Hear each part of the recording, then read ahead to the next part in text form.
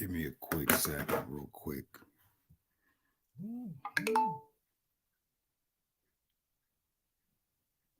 Just give me a quick second. I'm in here making this coffee, so just give me a second.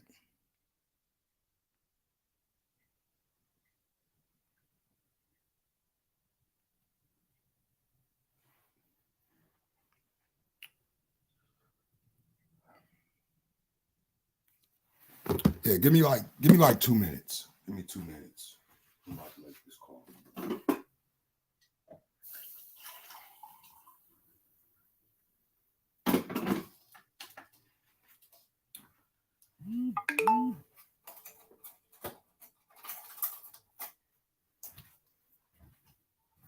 Yeah, if at any time you hear me breaking up, just press a 1 in the chat. I'm gonna try to not screen share as much tonight. So it's gonna be basically like, just a little discussion with the chat. Also, just to test out my connection at certain times of the day. So I'll be doing that. So like, give me 2 minutes. In a minute, I'm gonna have to mute because I don't want all the doors and stuff like that picking up in the feed. So just give me 1 second.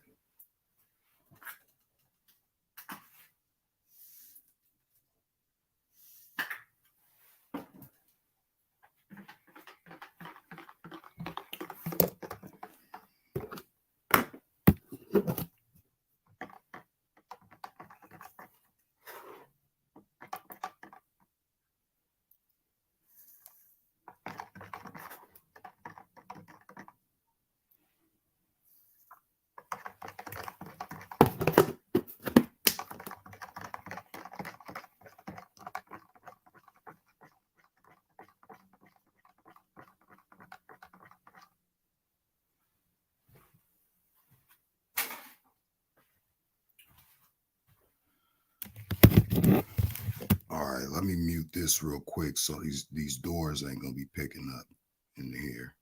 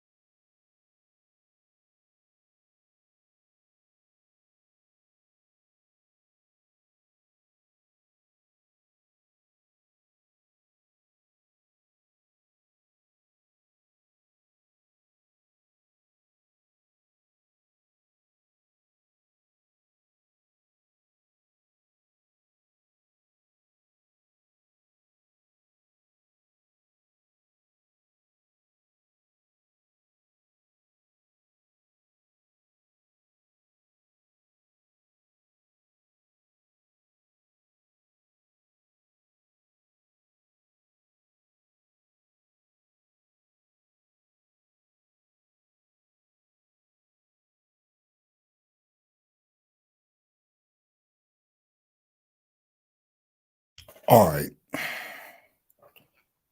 Let me just do a little sound check before we have a little discussion here about this stuff that's going on. I want to make sure my connection is working fine because I know I was having certain troubles earlier. So you might hear echo. So, because I know I was having certain trouble. Now I find it funny that my connection is working perfectly fine right now. That's very, very fascinating. So that's very fascinating. But like I said, in that other show, I know exactly what's going on. But anyway, that's another topic. That's gonna be for that special live. So basically, what I'm gonna be doing is you guys got any questions? Hold on. You might hear this door. Let me go grab my headphones. Hold on.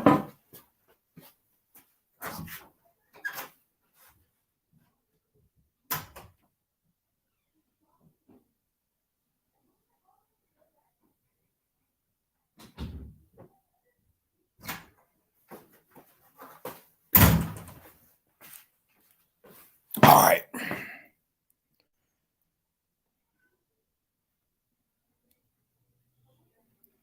And I 100% agree with that. That's why I'm not troubled when certain things go on. But again, I know exactly what's going on.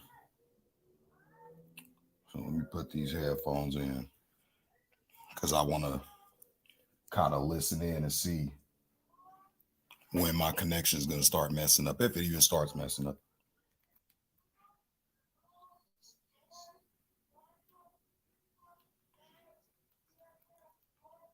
So you guys might hear these kids outside too, so don't mind the background noise.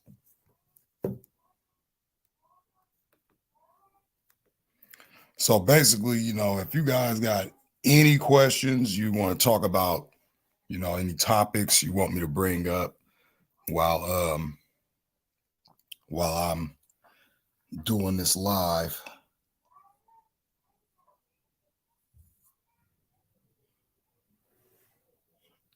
Yeah, I'm gonna take these headphones out for a minute because my connection seems like it's working perfectly fine.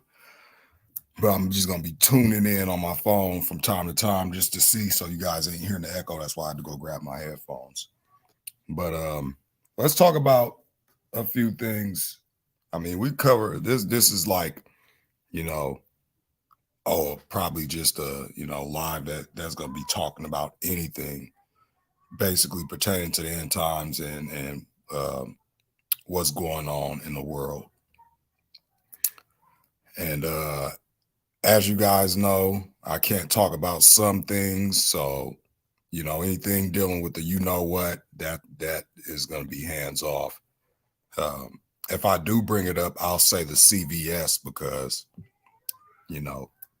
that's not, let's see here, like talk about CERN and what they started it back up. I don't really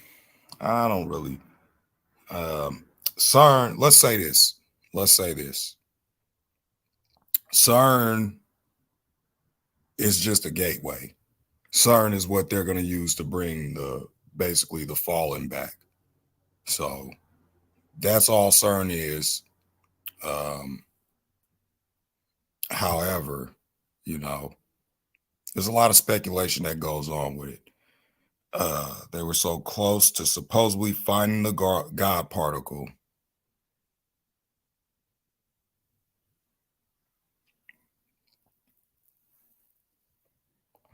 Check this out. This reminds me of Proverbs here. The fool have said in his heart, there is no God. But, all is welcome. Even if you don't agree, if you don't agree with what I'm talking about, or if you want to clarify what you mean by this, God isn't real, but okay, bruh. If you want to explain what that mean, I'm all eyes. But anyway.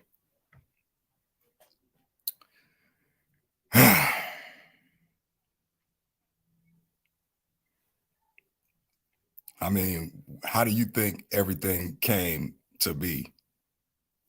I mean, I would like to know what you believe, because it's very funny that people say God don't exist. I don't agree, but I like hearing different opinions. Well, that's cool. That's cool. I don't knock you for it. But, Exactly, TX. But we got some stuff coming up. We got another blood moon. Actually another super blood moon. I think it's coming up in June. And then they talking about this what they call meteor showers, which the Bible says it's nothing but falling stars falling off the firmament. But we could touch on some of that if you guys I don't really touch on too much of the other stuff, like all that other stuff that many people talk about. I kind of want to stick on the biblical realm and things that we should be looking out for, to be honest. But I'll answer whatever questions if you guys got it. It all started with the Big Bang. You mean the Big Bang theory, right? As a matter of fact, let's go into that, because this is also a topic of the. I could just bring up some of that. How God actually created the earth and all that, right? So let me see if I could do. I'm gonna see if I could do a screen share real quick while I drink this coffee. Let me just bring up Genesis chapter 1. Because see, what science tells us about, the create, or basically the earth coming into existence, is 100% false. It all started with the Big Bang, and all these rocks smashed together, formed a perfect ball. The ball froze, the ice then melted, and ironically, all the water on this rock that's spinning and hurling and shooting through space. I mean, it's just ridiculous, right? It's just ridiculous. There could be a God. I just don't see any reason to it, as of yet.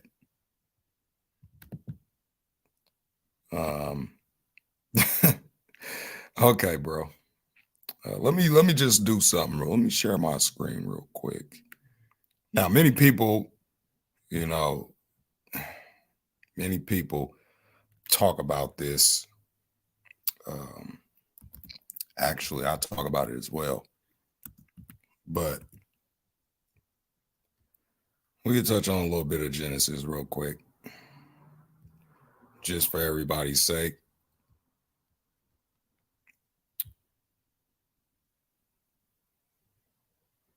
So here, just real quick, because see, this is another thing I find funny. There's no mention of space anywhere, because in the beginning it was just water. Okay, that's the first key, especially for the people that actually believe the what the Bible says, but might want a little bit more understanding about the topic that's not really, touched on, about the creation of the earth and stuff like that. As you see up here, these are reference scriptures, right? This is when people say it's not important, then why is God talking to Job, asking him where was he when he laid the foundation of the earth? And it also ties in with John 1, right? In the beginning was the Word, and the Word was with God, and the Word was God. The same was in the beginning with God. All things were made by him. Without him was not anything made that was made. In him was life, and the life was the light of men. And the light shineth in the darkness, and the darkness comprehended it not. Right? This is where you get this thing about John 1, talk about in the beginning, right? And let's talk about, the creation of man. This also talks about, right, Well, we could go into this real quick. Job 38, I find it very fascinating. Find Job 38 very fascinating when God's talking to Job out of this whirlwind and asking him all these questions. But we all know in the beginning, God created the heaven and the earth, and the earth was without form and void, and darkness was upon the face of the deep. If you guys haven't never seen that video where David came on and I was asking him about these words, actually, I probably might play a clip of that. Right. So the deep, right? Depths, deep places, abyss, deep sea of subterranean waters, deep sea, abyss of the sea, primeval ocean, deep, right? So this is talking about in the beginning, there was nothing but water, right? You go down here, you can read all this, right? And it talks about you even used of the deep hollows of the earth, the abyss, where they would say Sheol is, right? So the earth was without form and void, and darkness was upon the face of the deep, and the Spirit of God moved upon the face of the waters. Let's stop right there for a minute. In the beginning, before the earth was made, before anything else was made, it was water. Then we see that God creates the light, right? And God said, let there be light. And there was light. And God saw the light, that it was good, and divided the light from the darkness again. And God called the day, and God called the light day, and the darkness he called night. And the evening and the morning were the first day. Day one, he creates the light to separate it from the darkness. The earth is not mentioned yet. In fact, the earth wasn't created until the third day, according to the scripture. Sun, moon, and stars was created on the fourth day, which means the earth was here before the sun. But in science, let's just look at what they tell us real quick. Age of the sun. 4.603 billion years.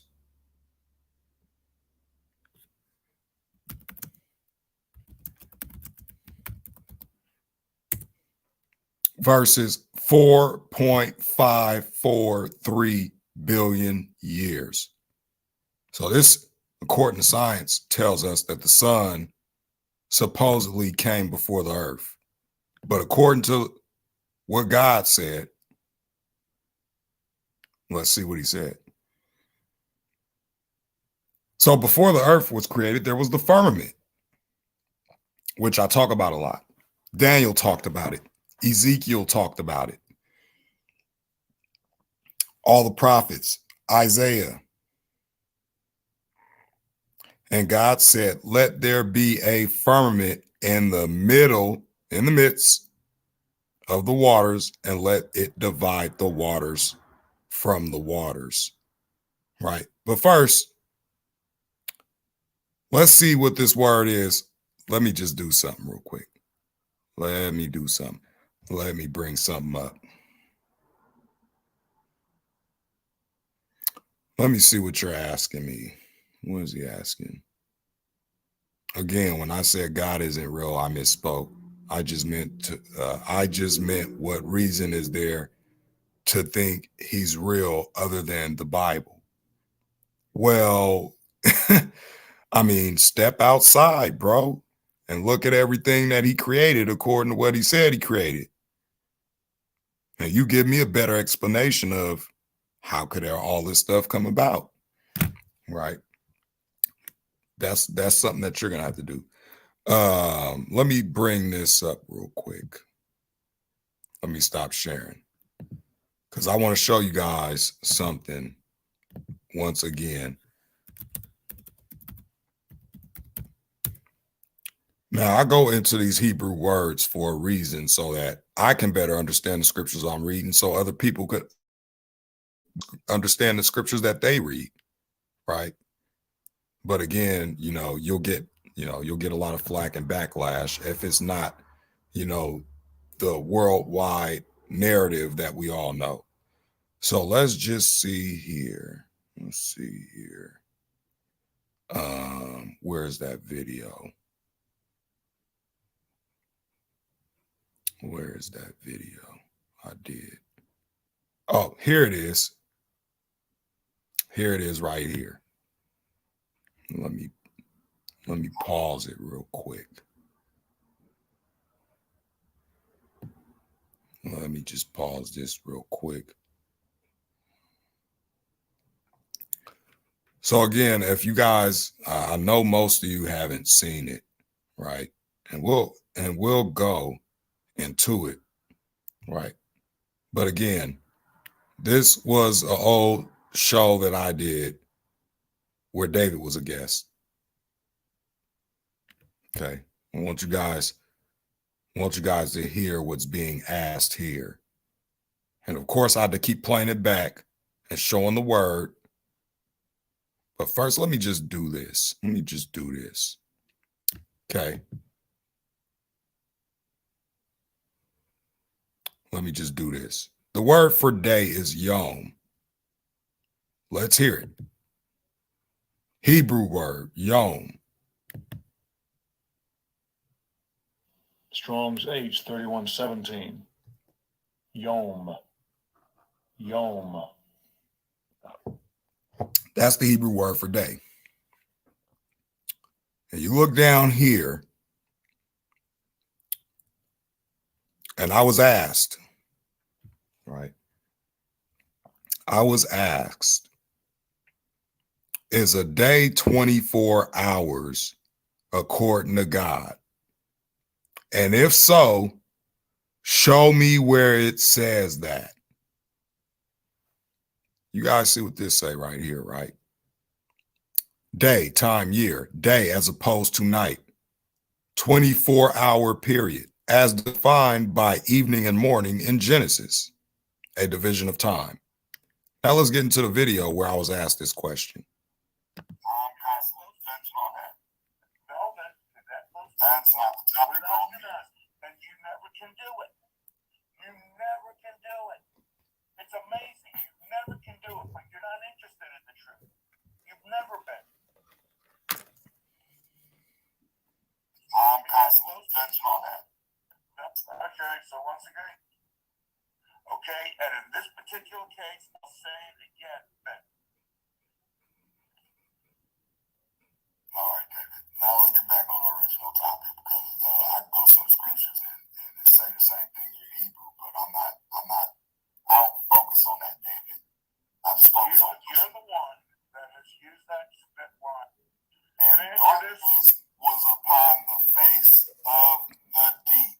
Let me ask you this: is that deep clouds, or is that literally deep water? Because this word also ties back to water, David. Was the world created in 6 days? They all, right? Was the world created in 6 days? According to God's word, yeah. Okay. Is a day to God 24 hours?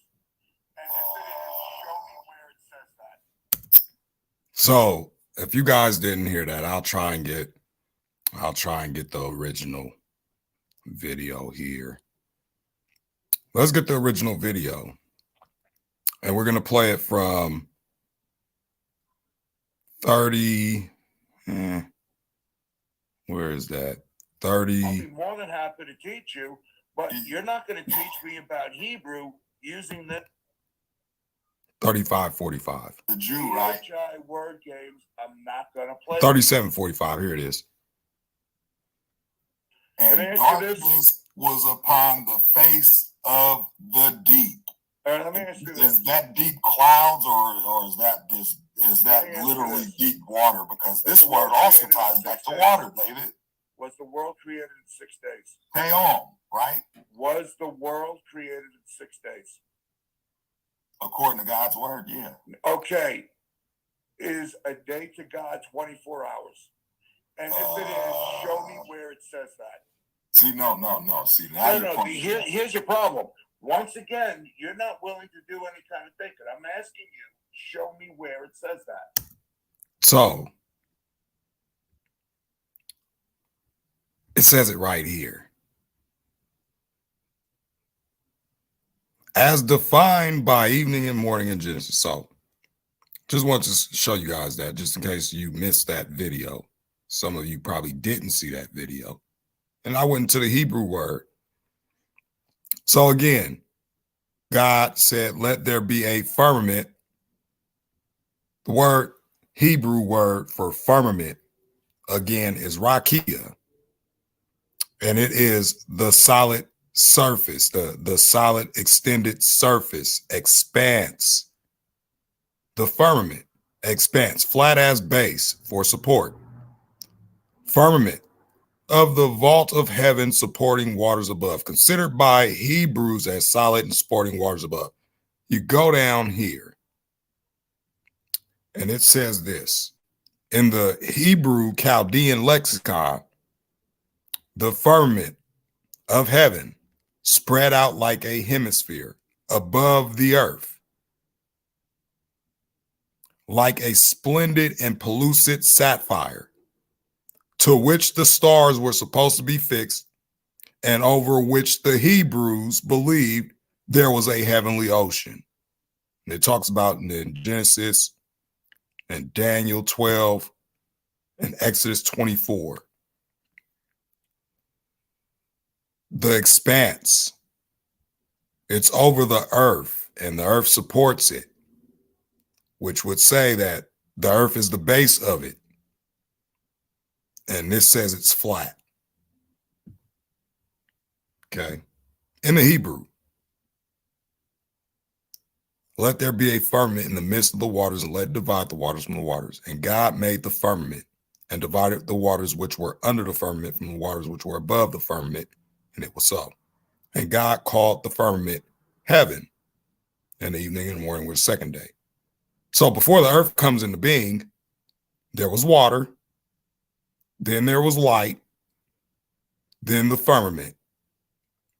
Then God said, let the waters under the heaven be gathered together into one place, and let the dry land appear. And it was so. Now he's creating the earth out of the water. And God called the dry land earth, and the gathering together of the waters called he seas. And God saw that it was good. And God said, let the earth bring forth grass and herb yielding seed, and the fruit tree yielding fruit after its kind, whose seed is in itself upon the earth. And it was so. And the earth brought forth grass and herb yielding seed after its kind, and the tree yielding fruit, whose seed is in itself after its kind. And God saw that it was good. Notice that the sun is still not in existence while the grass and stuff is growing here. And the evening and the morning were the third day. So the reason why I brought up the age of the earth according to science, again, the earth to them is younger than the sun.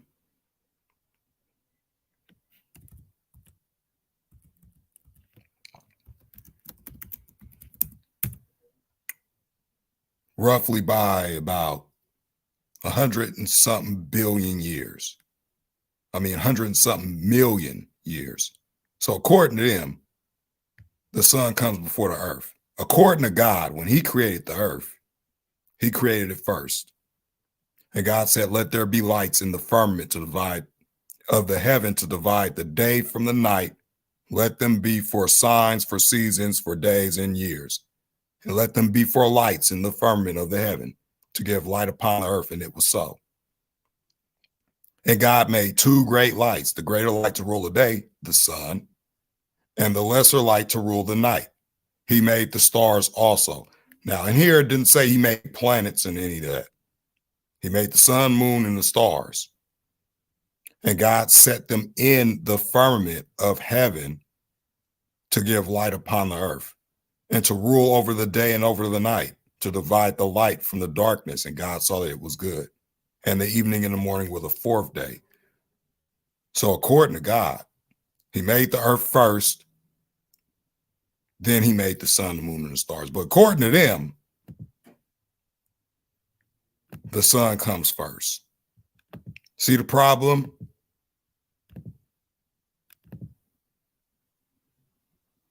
So this is why I say what I say, that it's biblical, right? It's biblical, right? Someone's lying. It's either God is lying, which we know that's not the case, or they're lying. Because these can't be right. This right here can't be right. But this is what they teach us, right? This is exactly what they teach us. So according to God. So now let's get into Job a little bit, and then we can move on to another topic. Okay. He asked Job, and people say, oh, it's not important. It's not important.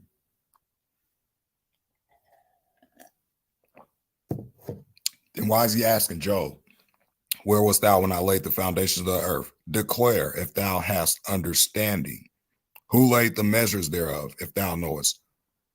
Or who have stretched the line upon it? Funny thing is, when you look up the definition of the horizon,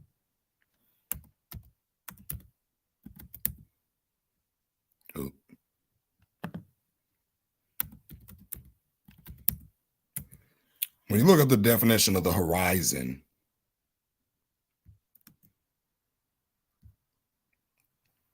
it says clearly, the line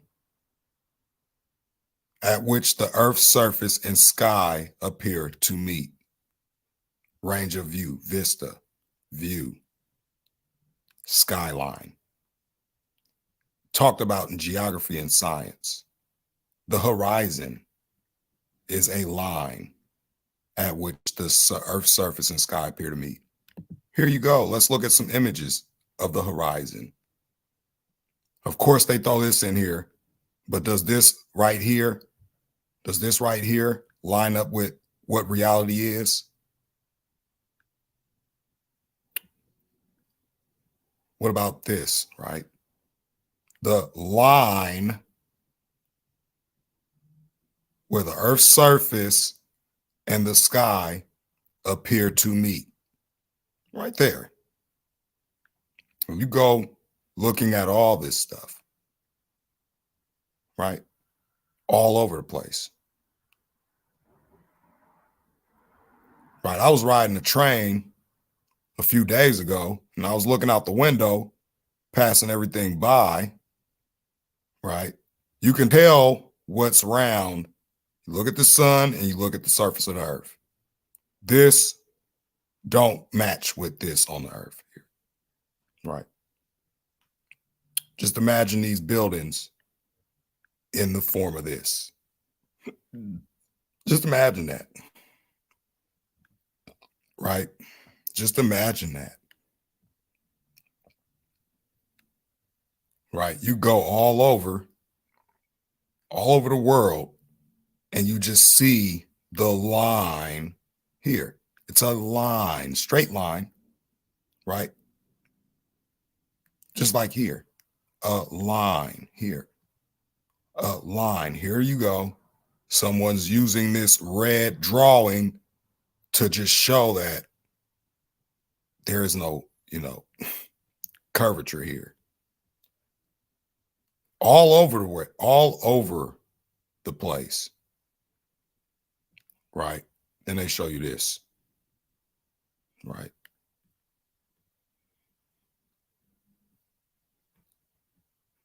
There's a funny thing when you actually, let me just do something real quick before I continue on. Let me do something. I'm going to show you guys something.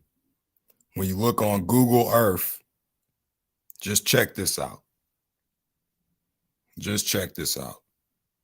You can blatantly see the clear manipulation of what they try to, basically depict what we live on as. Let's go 3D. Let's zoom out. Let me just show you guys what I'm doing here. I'm going to go to this one spot and you're going to see some really weird stuff here. Right? Google Earth. Right? Tell me if this adds up. First off, you spin this thing around and where is the sun in this image? You could go all over the place. Where is the sun? Where is it? Because obviously we see it every day in the sky, right?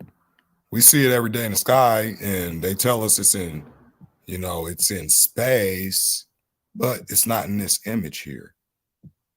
But let me just show you what I'm talking about here. Let's go to the good old USA. Right. I'm going to show you something on the coastline that I found very, very fascinating here. So we're going to go in, zoom in, and we're going to go down here to the coastline. We're going to drop the little guy here in one of these little blue areas. Let's see, where is that area? We're going to drop this little guy here, right here, in this blue area here. And we're going to look out at the water over here near Dixon Beach.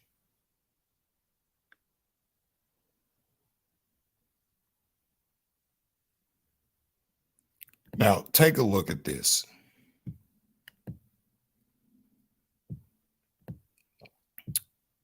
Look at this. Look at this. What is this? What is this?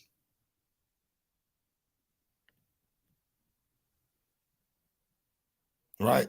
What is that? Does that look real? Is that adding up to anybody here? You got the water going over this, and then they got it sloped and slanted, right? Sloped and slanted, because they're basically trying to fake the curve. This is how they're going to do it. Let's go to another point here. Show you something. When you actually look and you do this, you do a little looking, you start to see, wait a minute. Let's go somewhere else. Let's go to one of these little blue points over here. Right? I'm going to show you something. This is Dixon Beach. Let's go somewhere else. Let's go up this way toward Jenner. Right? This is another spot where I found some manipulation here. Let's drop the guy right there. Right? Let's drop the guy right here.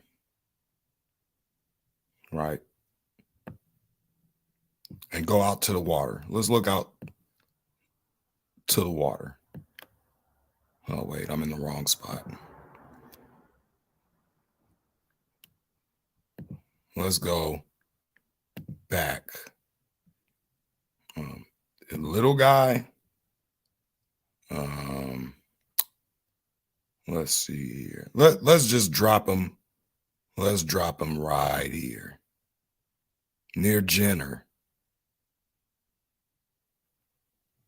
Notice this is the Russian River, they call it. Okay. Oh, 3D.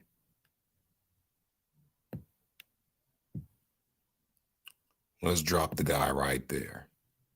Right? See something here.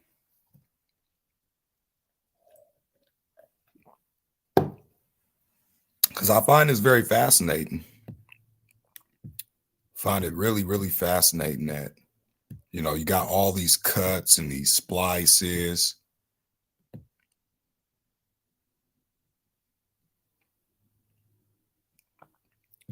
Like they did a patch job here, right?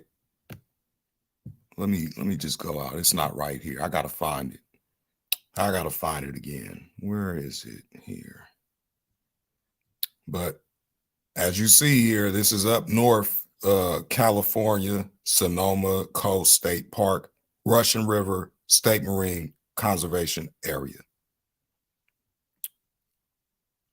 Let us go to, let me see, where can I go here? Where is the bet? There we go. Right here, this viewpoint. Every time when you look out to the water, you know, the mountains and stuff ain't affected. They don't mess with that part. But as soon as you pan over, man, see, I'm always ending up in the rocks over here. As soon as you pan over, let me see where I could drop this. Where's the more view of the water? Let me see. Right here should be good. Right about here.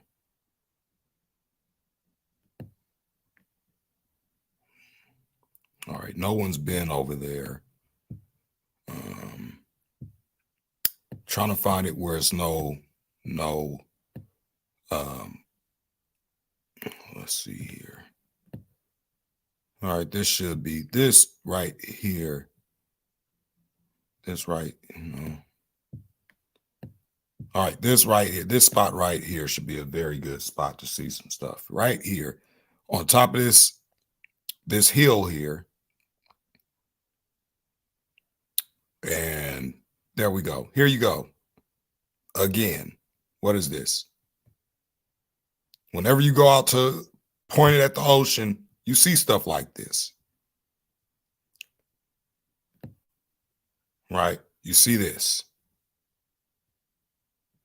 And of course, they, got the nice chemtrail plane up here. But this is what you see Google Earth. Right? Zoom on in. What is this? But again, that you go anywhere, you'll see all these little splices and cuts in the thing to make it look like this.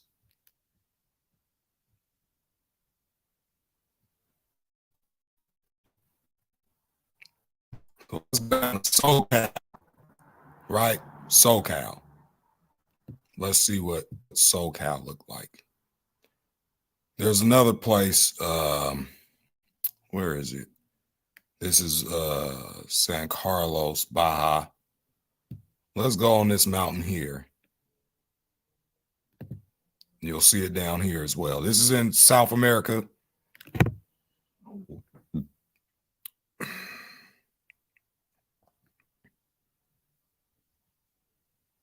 South America, on top of the hill. And what is this right here? What is this right here?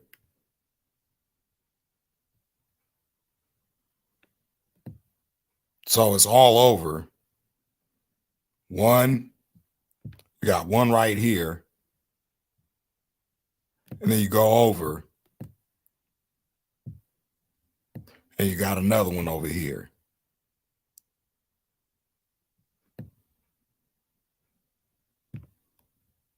Kind of like they airbrushed it there to try and blend it in, but it didn't work, right? So when I be bringing this stuff up, when I be bringing this stuff up, it just, it just don't add up. It don't make sense. Like if it's really what you say it is, why do you have to do all that to doctor it up to look like that?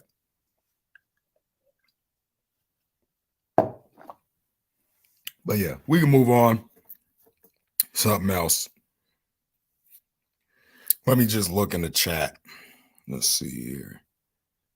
I get what you're saying, but I need to see something with my own eyes before I'll buy it. Bro, you can't see God with your own two eyes unless, unless it's at the death, that's when you're going to see him,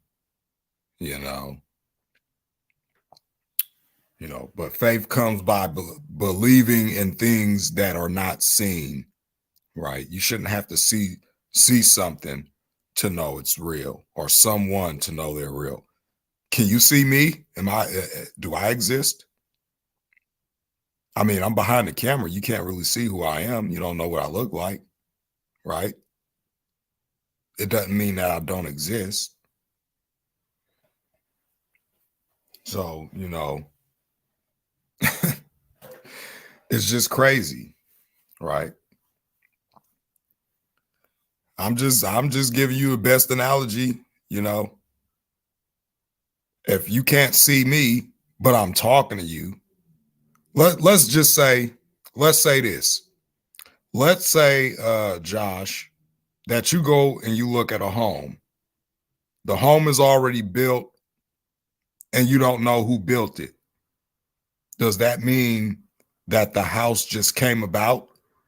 Or does that mean that the house was built by somebody and you just didn't see the person that built it?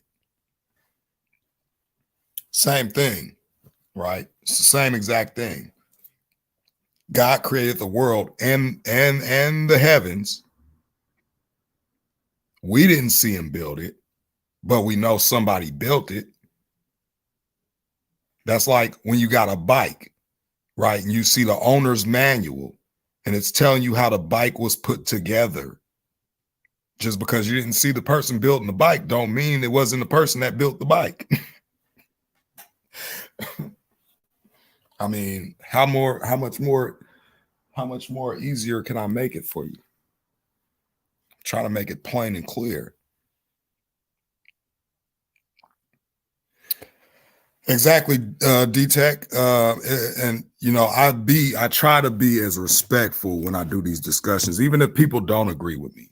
And that's why I like doing these lives where I could just talk to you guys, show you guys the evidence, and you come to your own conclusions. I'm not telling you to believe what I say. I'm just saying, look into it. Right? That's all I'm telling you. I don't sit up there and try to make people believe what I'm saying, but I'm gonna show you exactly why I believe what I believe. I'm gonna prove why I believe what I believe. I'm not just gonna say, hey, I believe it and I don't have any, tangible evidence. As a matter of fact, let me do something real quick. Let me do this real quick.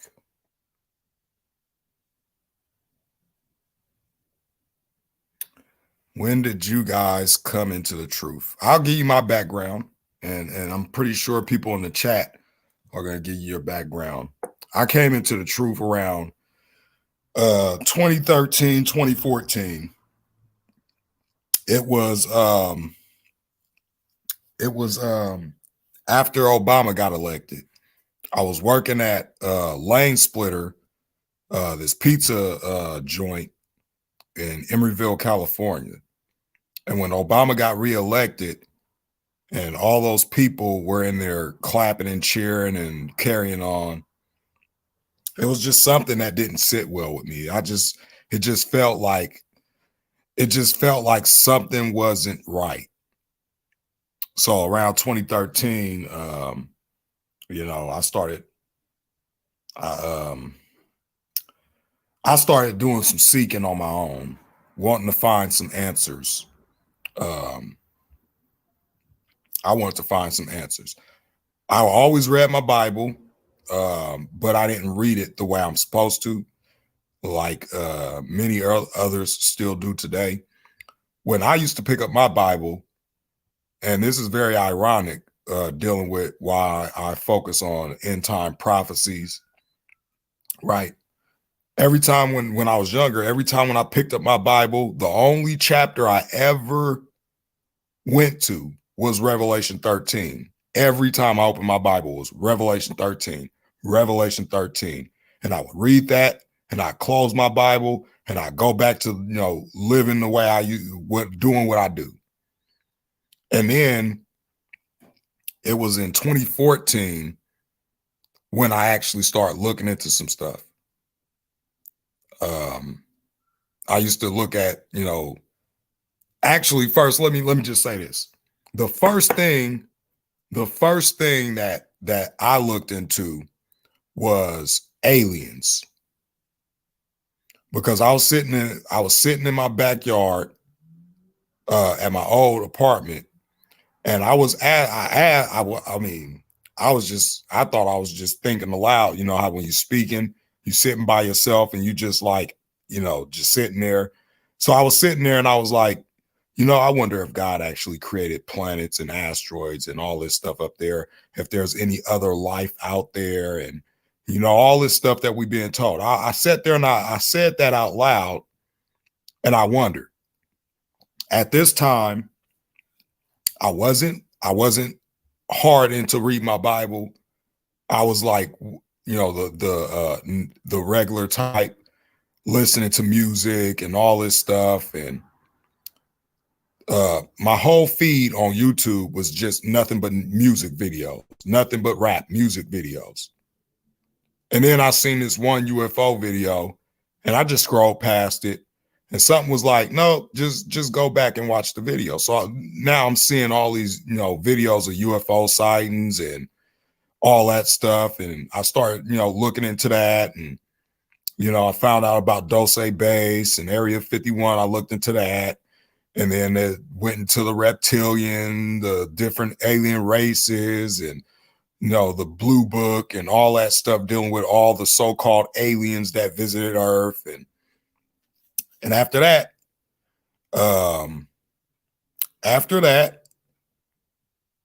I started looking into that stuff, and it started getting into like the celebrities and the government.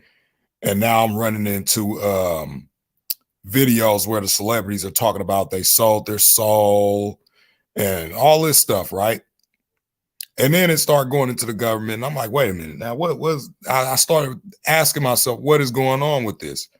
So then I started looking at, what people would call conspiracy videos. And I started looking at that stuff.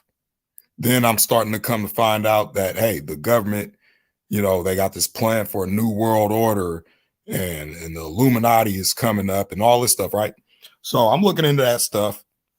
Then that's when I start finding out that we being lied to. And the first thing that I came to the realization that we was being lied to is the very earth we live on. So then I started looking into flat earth. And then I started hearing people talking about it's biblical. And I was like, you know what? Maybe I need to read my Bible. And that's how I started reading my Bible.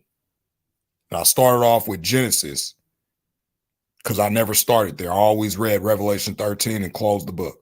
That was it. Then I started reading Genesis, start reading that. And then some other stuff come up about, who the Hebrews and stuff were and all that stuff. And I started digging into that, doing a little research on that for years.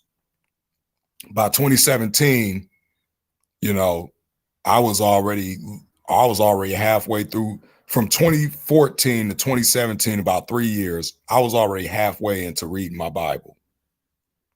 Then I was reading about end time prophecies and stuff like that. I really got into end time prophecies. I really got into that. And then when 2017 come around, that's when that eclipse, August 21st, 2017 eclipse happened. And right after that eclipse was the September the 23rd, 2017, the Revelation 12 sign. And it was all over the news. And at that point I said, man, this Bible real. And I started reading my whole Bible. Right. And that from that point on was when I came into the truth. And I started understanding that what they telling us ain't really right and exact. But most people used to call me a conspiracy theorist. And by the way, excuse me, I got to burp real quick. Hold on.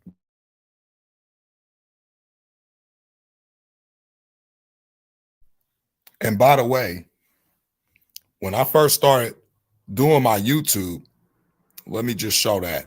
Because when I first started doing my YouTube, I was talking about chemtrails because that's where I started, looking up all this stuff that all these patents, the CIA got patents on televisions and, all this stuff. So let me just bring that up real quick. And then I'm going to get back into Job. I'm going to go to Job 37 since that's something that I'm talking about dealing with the earth and that whole stuff that I came into. Let me go to my YouTube, to my very first videos on YouTube. And I was talking about chemtrails and flat earth. Them was my first videos. Let me see here. I'm not going to play none of it. If you guys want to go back and watch from where I started, then you could go and do that. Let's see here. So let me go all the way down. Let me go all the way down here. Hey, what do you know? I lost 2 subs. I don't really mind losing subs or gaining subs. It really don't matter to me. It just, only thing that matter is if somebody gets something out of what I'm talking about and if they go do the research for themselves. Okay, like I say all the time, you could lead a horse to water, but that horse got to be thirsty. That the horse has to be thirsty for it to want to drink. That's the same thing with the truth. You can tell people the truth all the time, but they got to be willing to accept the truth. But most people don't want the truth. Most people are comfortable in the world and the things that we've been told in the world and don't want to come out of what the world told them and say, hey, I've been lied to my whole life and it's time to start over. And I got to start over with the word of God. Nobody don't want to do that. But let me see here. Okay. So 5 years ago, let me do this. Let me share this screen so you guys can see real quick. By the way,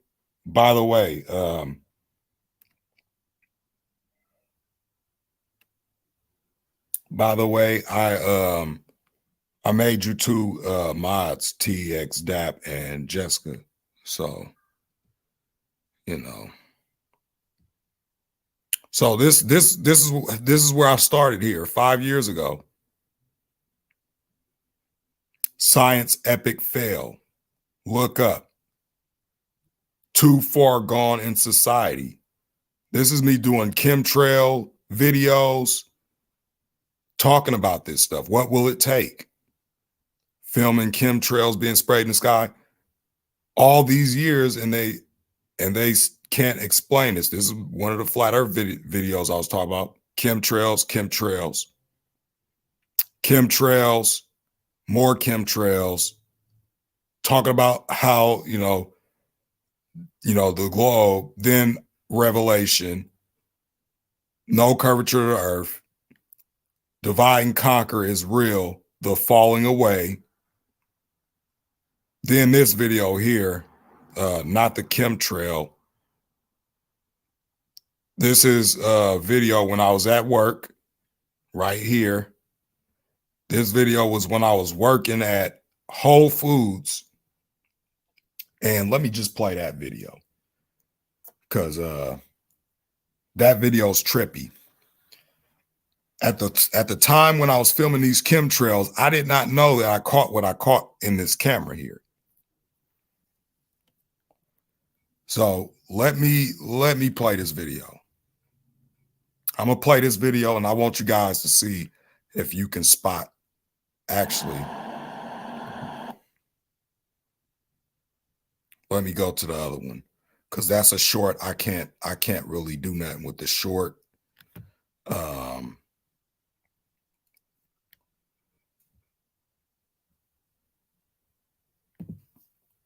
This is the expanded version here. Now, I had to do this because what you're going to see right here, what you're going to see right here underneath this chemtrail here, what you're going to see appear right here in this area, well, just take a look. I'm going to slow it down. I'm going to slow it down for you guys because you're not going to be able to see it. Let me see, where is that setting to slow it down. Playback, we're going to go 0.25. Okay. Now take a look at what's going to appear right here underneath this chemtrail.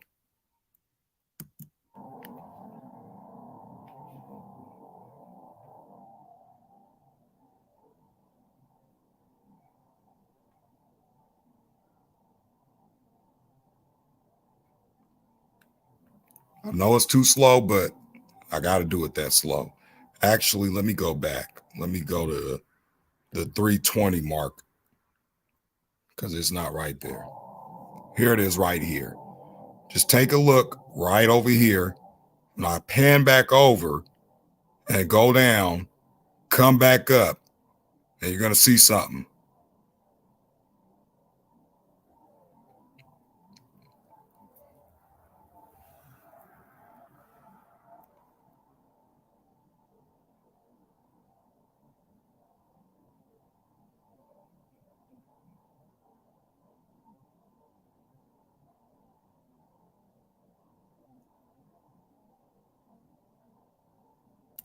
That right there. That right there. So when I was doing this video, I didn't even see this. Okay. It took me 3 days. Something was like, go back and look at the video you did 3 days ago. So I go and look at the video. I thought it was a fly at first, flying past the screen. But I'm going to play the rest of this video. I'm going to play it. And just keep your eye on it, on that thing here. Okay. Look at that. Look at that. I'm going to go back one more time and play it all the way through.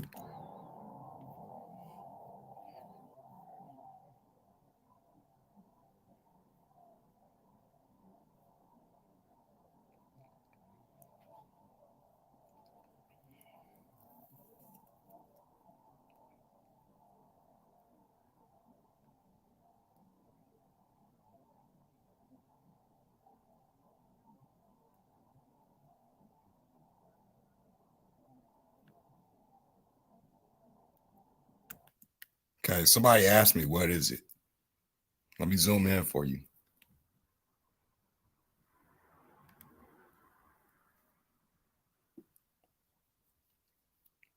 I mean, this thing popped in and popped out.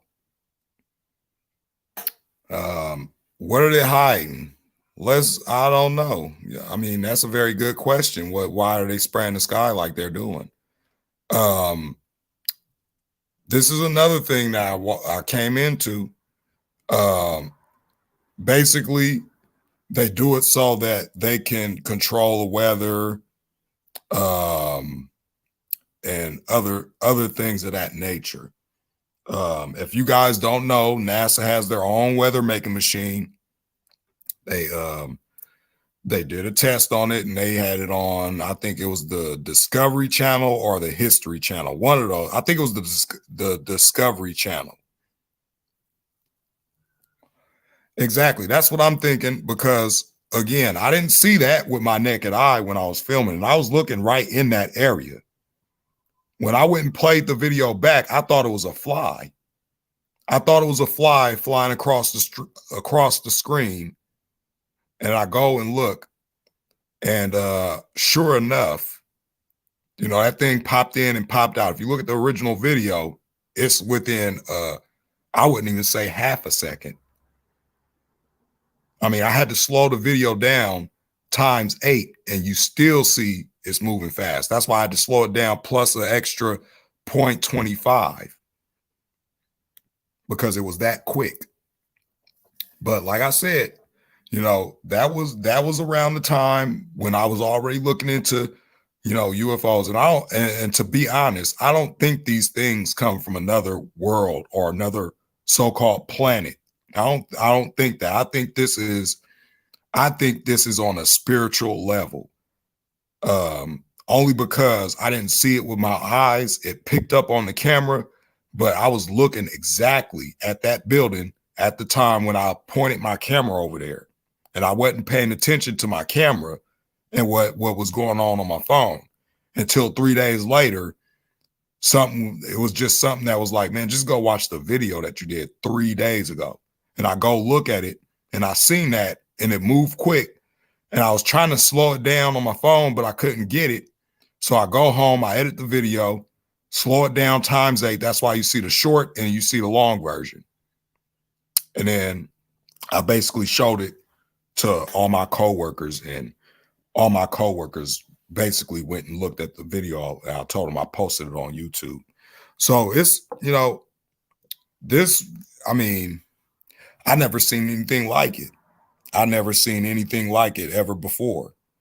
Not with my naked eye, but it did pick up on the camera. So like I said, I believe it is a spiritual thing that's going on with these so-called UFOs. And if you guys know anything about Project Bluebeam or any of that stuff, hey, it could be that. I don't know. I know they are testing technology out that, you know, we don't know about, that they're basically keeping hidden. You know, they're testing that stuff out. Voice to skull. You guys ever seen them satellite dish looking things that's going up on all the light poles? I got a video about that. When I was living in Oakland, I was going on these bike rides, and nobody really looks at my bike ride videos. I do my little, you know, my little talks about what's going on that I see going on around in my area. And it's these, let me see if I can find the video. But let me just bring up the voice to skull technology real quick. It's called V2K. Actually, let's just do voice to skull technology. Voice to skull. And I'm gonna show you the diagrams, how it looks.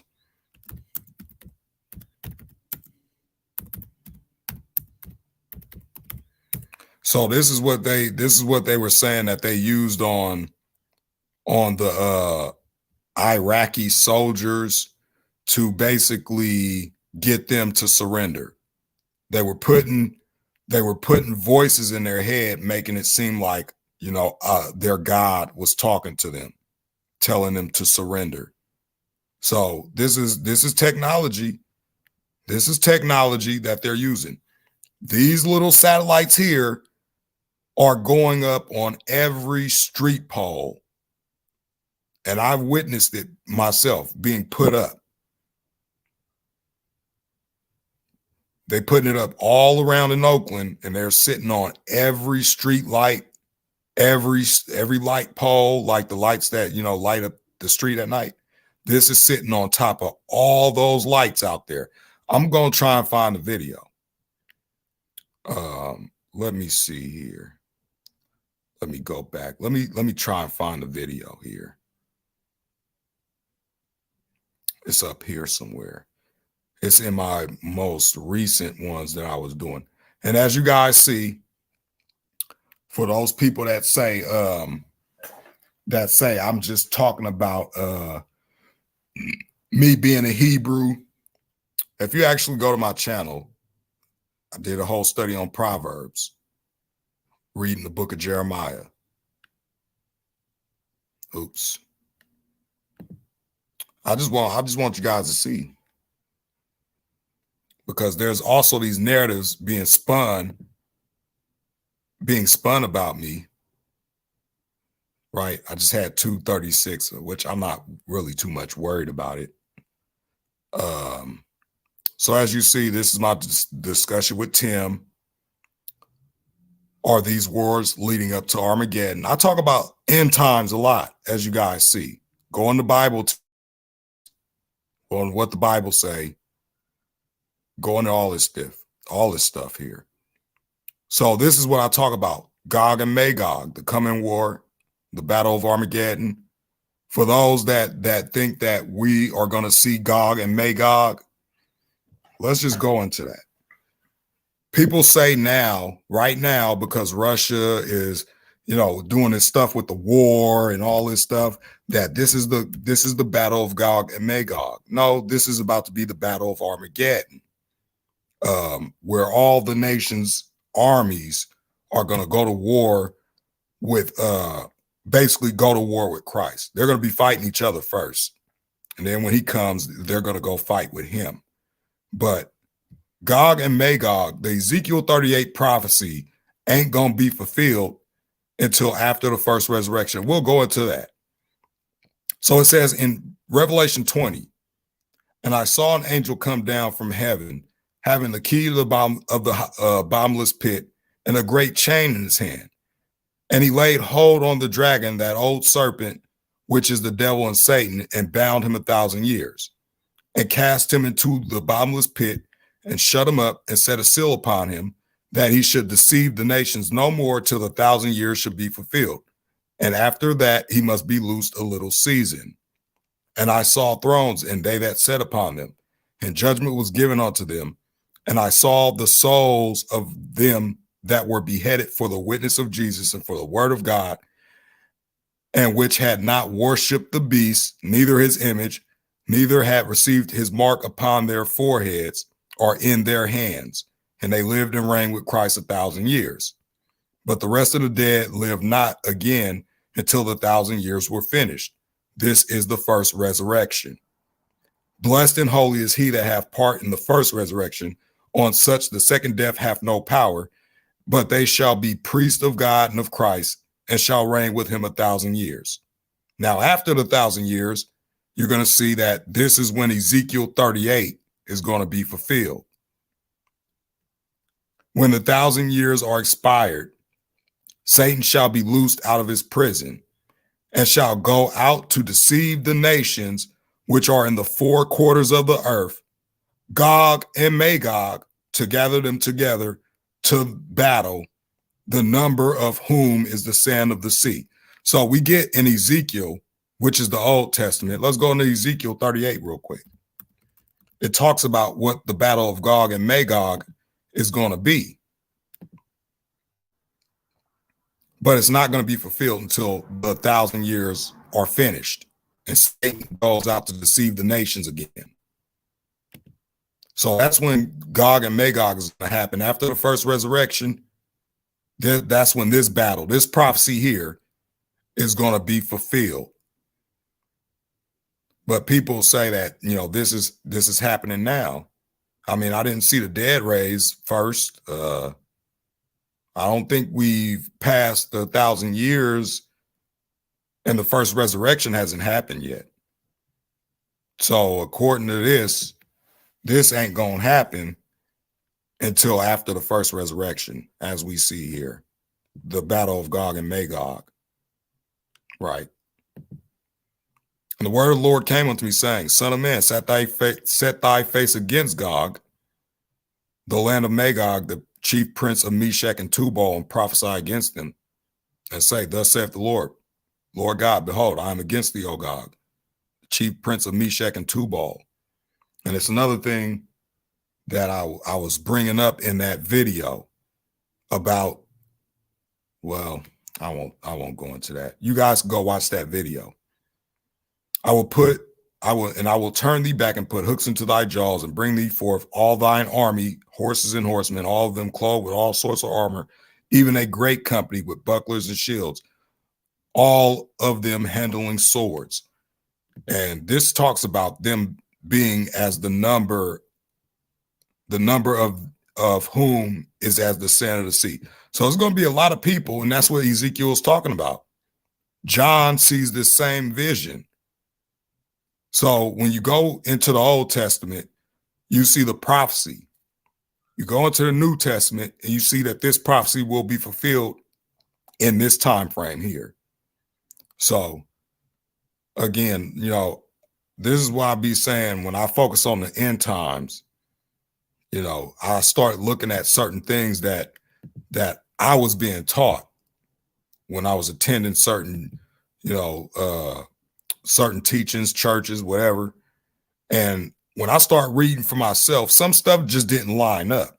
I'm like, hey, I thought y'all said that Gog and Magog was supposed to be happening right now. But then I look at Revelation 20 and it says it's going to happen after the first resurrection. So, you know, it's a lot going on with that. But let's get into Job 37 here. See how God speaks now to Job, and then it refers to Genesis 1. It goes back to the beginning. In the beginning, God created the heaven and the earth was without form and void, right? So this is God answering Job out of a whirlwind, talking about the earth, but people say it's not important. Another thing I find very fascinating is in the book of Job, it says, teach us what we shall say unto him, right? Job 37 says that. So this is why I basically talk about this, because if we are being lied to, I think it's important to get to the truth and the understanding of, you know, what God said versus what we've been taught, because something ain't right. Somebody ain't right. Somebody not telling the truth. And I know it ain't God that's lying. Let me see something. All right. I'm still good. Still good with my connection. So Job 37. At this also my heart trembleth and is moved out of his place. Hear attentively the noise of his voice and the sound that goeth out of his mouth. He directeth it under the whole heaven and is lightning unto the ends of the earth. And this word ends here. Let's look at the word ends. Kanaf, right? Let's hear it. Strong's H 3671. Kanaf. Kanaf. So just so people know that I'm actually, you know. So it says wing, extremity, edge, the edge of the earth. You know how people make that joke and say, oh, you're going to fall off the edge of the earth. Well, it is biblical. It is biblical. The earth has an edge. Wing, border, skirt, corner, or shirt. Wing, extremity, shirt, corner. This talks about a garment. So let's see what it ties in with dealing with the earth. Where does Ezekiel 37 fall into one of these definitions here? Because we know he's not talking about a garment. Let's look under edge, right? Of the earth. Isaiah 24:16. And you got Job 37:3, Job 38:13. From the end of the earth, elsewhere, plural, right? Job 37:3. He directeth it under the whole heaven and is lightning unto the ends of the earth. Right? Then it talks about the four corners of the earth, so of the Holy Land. Then it talks about is obscure. So the earth has ends to it, right? Because it says right here, this talks about, where is this? This talks about the earth, B. So let's look at what B says. Extremity, and under it, it says the shirt or corner of a garment. But it also ties in with wing, extremity, edge, winged, border, corner, shirt. So, you know, I just found that fascinating when you look into these Hebrew words, ends of the earth. After that, after the voice roareth, he thundereth with his voice, with the voice of his excellency. He will not stay them when his voice is heard. God thundereth marvelously with his voice. Great things doeth he which we cannot comprehend. For he saith to the snow, be thou on the earth, likewise to the small rain, and to the great rain of his strength. He sealeth up the hand of every man, that all men may know his work.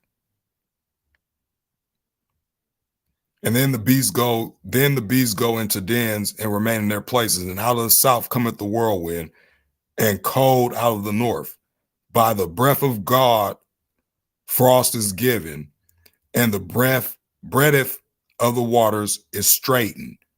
So the waters are straightened, which means they're level, which means they're flat.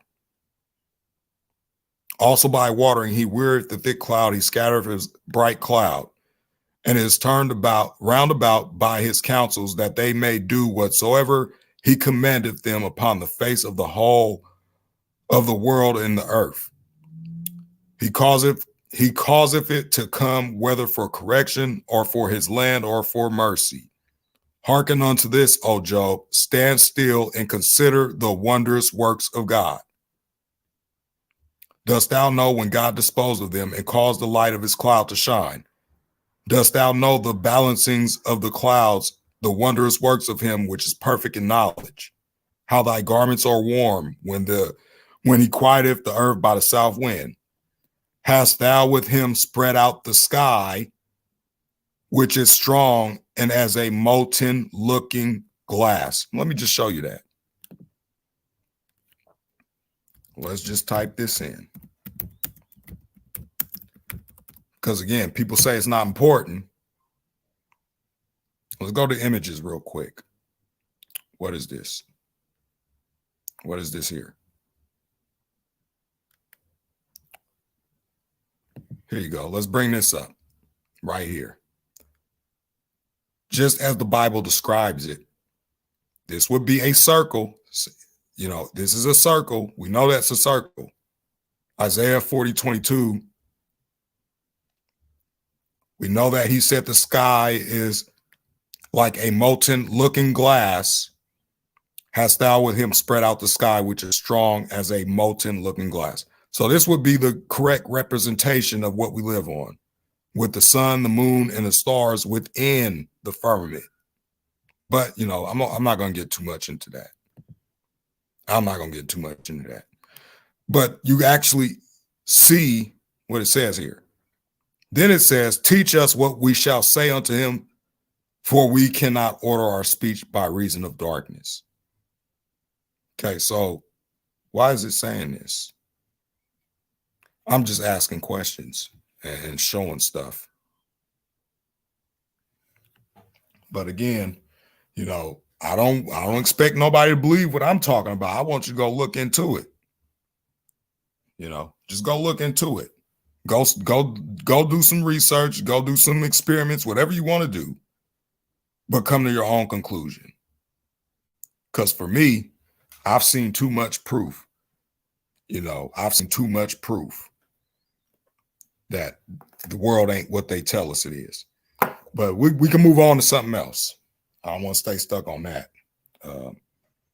Let me just see what's going on in the chat.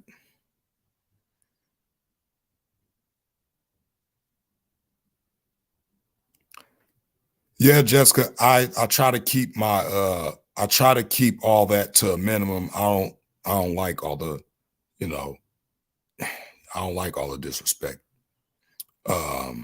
Let's see.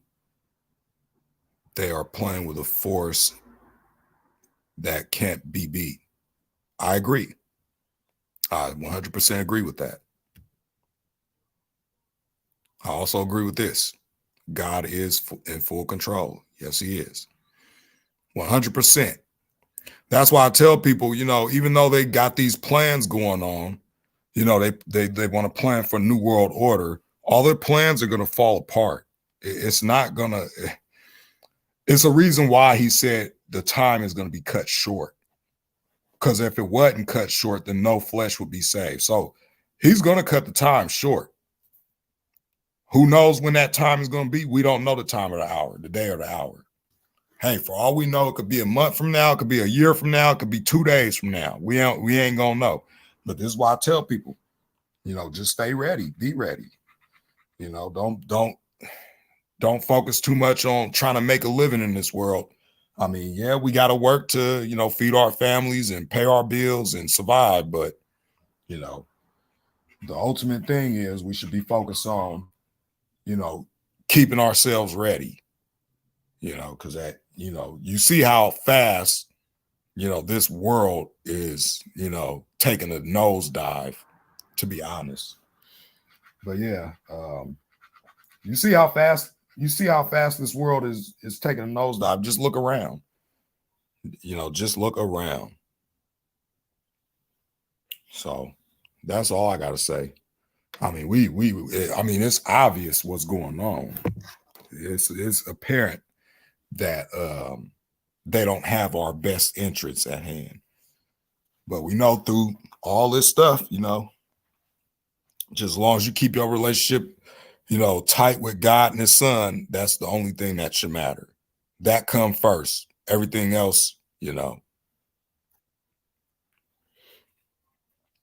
And don't forget, we are going to have some troubles in this world. There is going to be trouble here. It's always something that we're going to have to go through down here. But,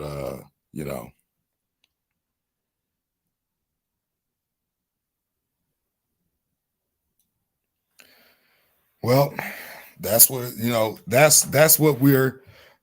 that's what we commanded to do. We're supposed to edify each other. We're supposed to encourage each other, bring people up. We ain't supposed to be tearing each other down, but you know how it is out here.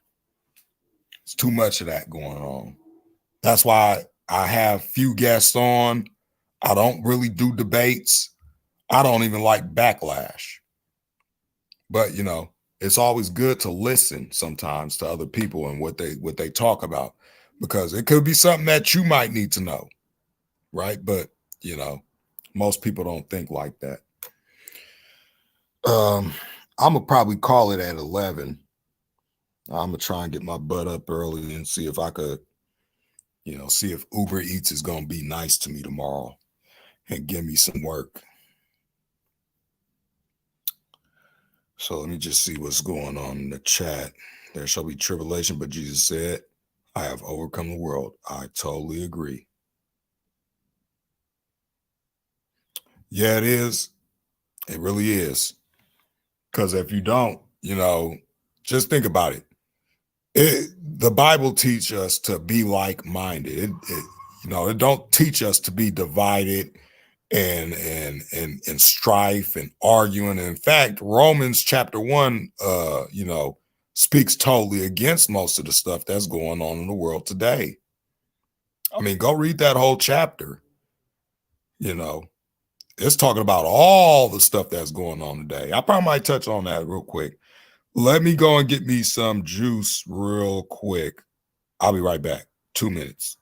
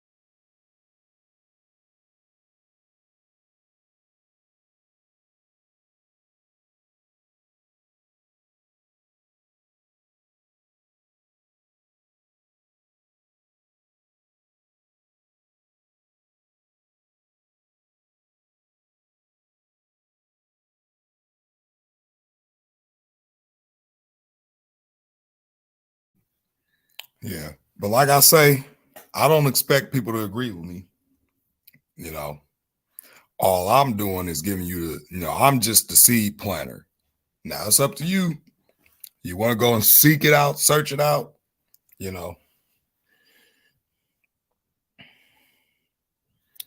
And thank you for that, Jessica. I really do appreciate that. I don't really be telling people that. I really don't. I don't know why I don't say, like, share, subscribe, and all that stuff. I just, I'm just happy for the few people that I got here. Although out of all my subs, it's only a percentage that watch. Some people are going to be watching later. Some people probably sleep. Some people are probably at work, and others are across the world. So, I'm just doing this for the people that's going to listen. That's all I'm doing this for. It's up to other people if they want to listen or not. I mean, I don't force nobody to listen to me, to be honest with you. As some of you guys know, I face heavy backlash for a lot of stuff. So I do appreciate those that probably know about that, and you can finally see what I actually talk about and what I actually teach.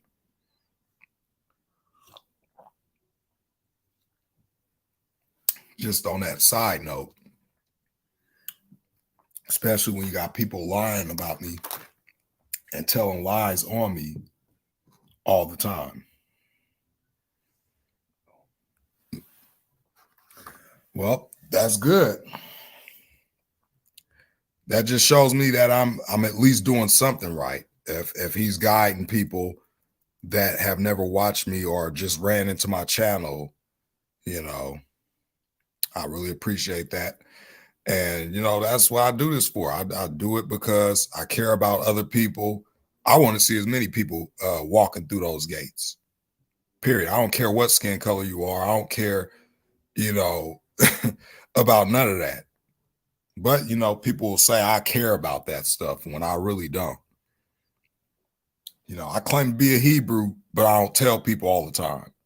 I don't teach this and that. And, people, those that know what go on, know what go on.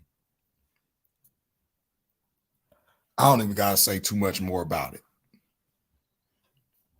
But people will spin that narrative all the time. He teach this, he talk about that. He's a liar. Well, people are going to see who's the one telling truth and who's lying, who's edifying and who's not. Because at the end of the day, I talk about things that matter. I don't talk about a bunch of nonsense or any of that stuff.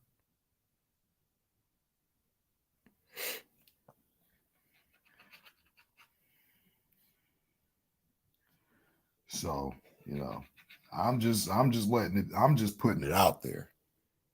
I'm just letting it, I'm just letting stuff be known.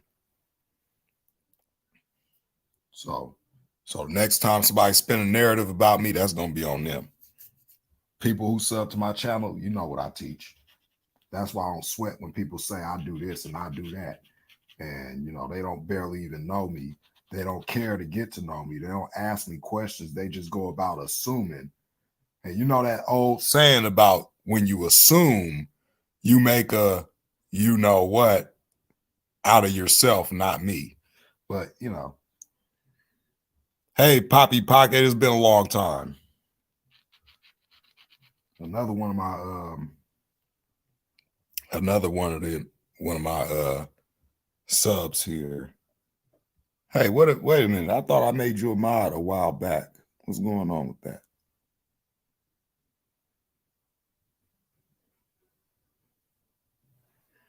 What's going on with that? YouTube be doing some shitty stuff, I tell you. Because I could have swore that unless you made a new account, Poppy Pocket, but I could have swore I made you a moderator a while back. I could have swore I did that. I'm not sure what's going on with YouTube. YouTube be with the funny business.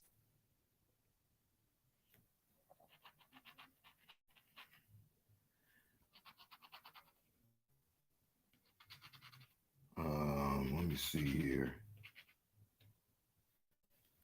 And most of us are. People think along these lines. Oh, he claims to be this, he claims to be that. He doesn't know Christ. You don't know what I know. I talk about Christ all the time.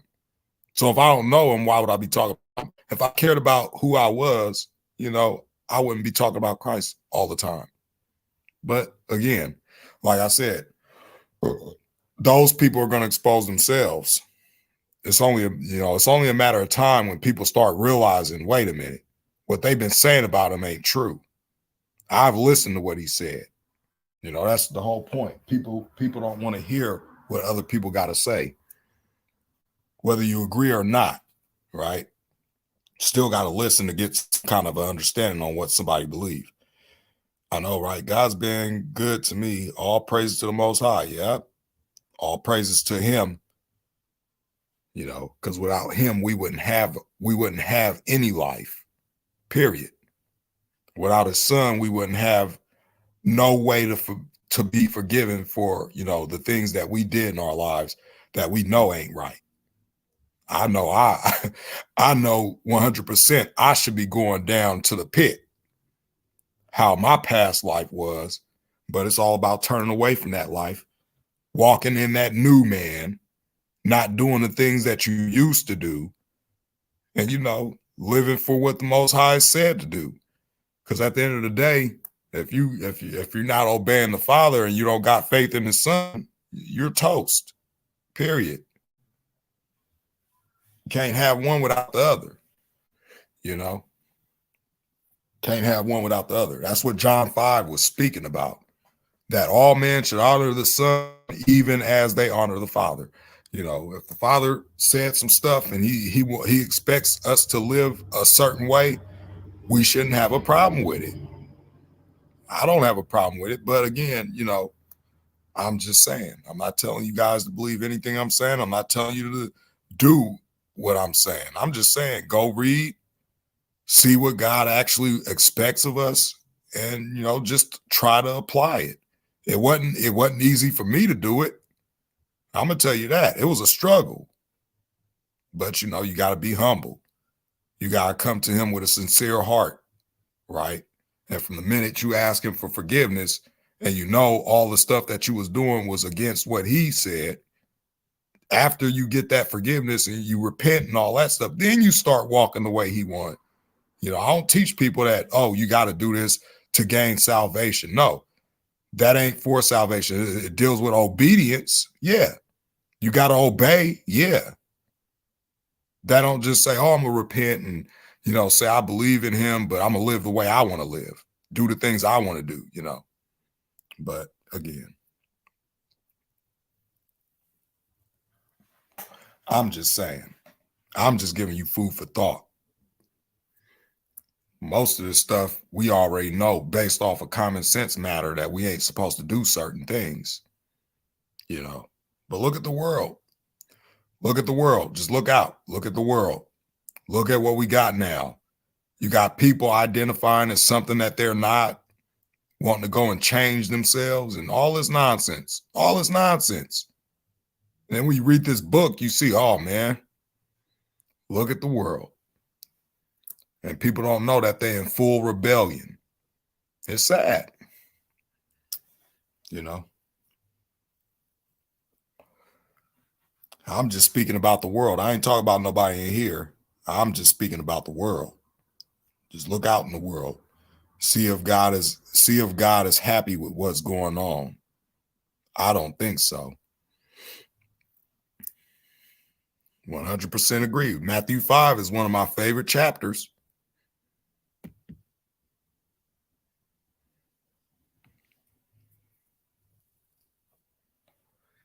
I also like that verse where it say, blessed are you when you are persecuted. You know, and basically men speak evil of you falsely. You know, rejoice and be exceeding glad, for great is your reward in heaven. For so persecuted they the prophets which were before you. You know, that's my favorite chapter out of Matthew, the Sermon on the Mount, right? If I didn't read that, I'd still be out here hating people. You know, I'd still be with that eye for an eye, a tooth for a tooth. You know, speaking against most of that stuff, right?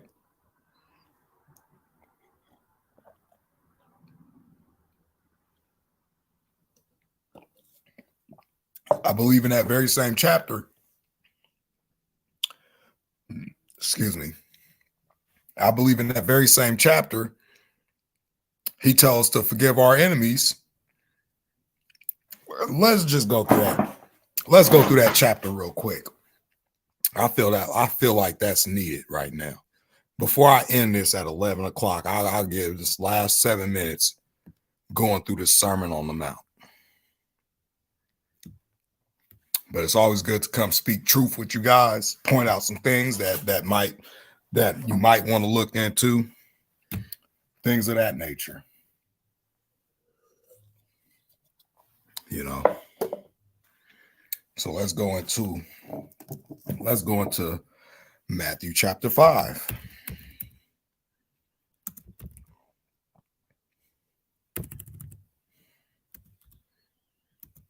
Actually, let's get that in the Hebrew concordance. Let's get that in the Hebrew, because I want to bring something up about that as well, right?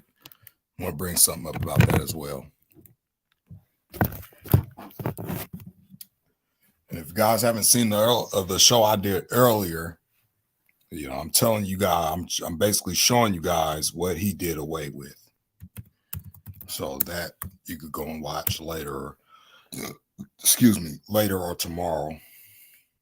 Sermon on the Mount, the Butides. Yeah, I know. It's food for the soul. Sometimes you want to leave, but you just got to stay to see what else is coming up, right? So let's get into this, right? Because this is one of my favorite chapters of Matthew. Sermon on the Mount also ties in with Luke's chapter 6. So let's see here. Stretch this out a little bit. And not too much. All right, so. And seeing the multitudes, he went into the mountain. And when he was set, his disciples came unto him. And he opened his mouth and taught them, saying, Blessed are the poor in spirit, for theirs is the kingdom of heaven. Blessed are they that mourn, for they shall be comforted. Blessed are the meek, for they shall inherit the earth. Meek just means humble. That's what the word, let's go into it. Blessed are the humble, basically. Right? Mildness of disposition, gentleness of spirit, meekness. Meek, right? Let's talk about being humble. Blessed are they which do hunger and thirst after righteousness. What is righteousness? Let's look at it.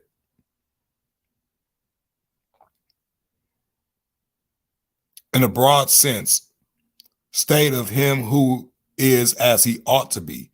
Righteousness, the condition acceptable to God. The doctrine concerning the way in which man may attain a state approved of God.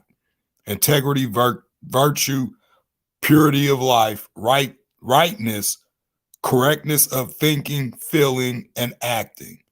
In a narrow sense, justice of the virtue which gives each his due. So let's keep going. For they shall be filled. Blessed are the merciful, for they shall obtain mercy. Blessed are the pure in heart, for they shall see God. Blessed are the peacemakers. Peacemakers are blessed, not troublemakers, for they shall be called the children of God.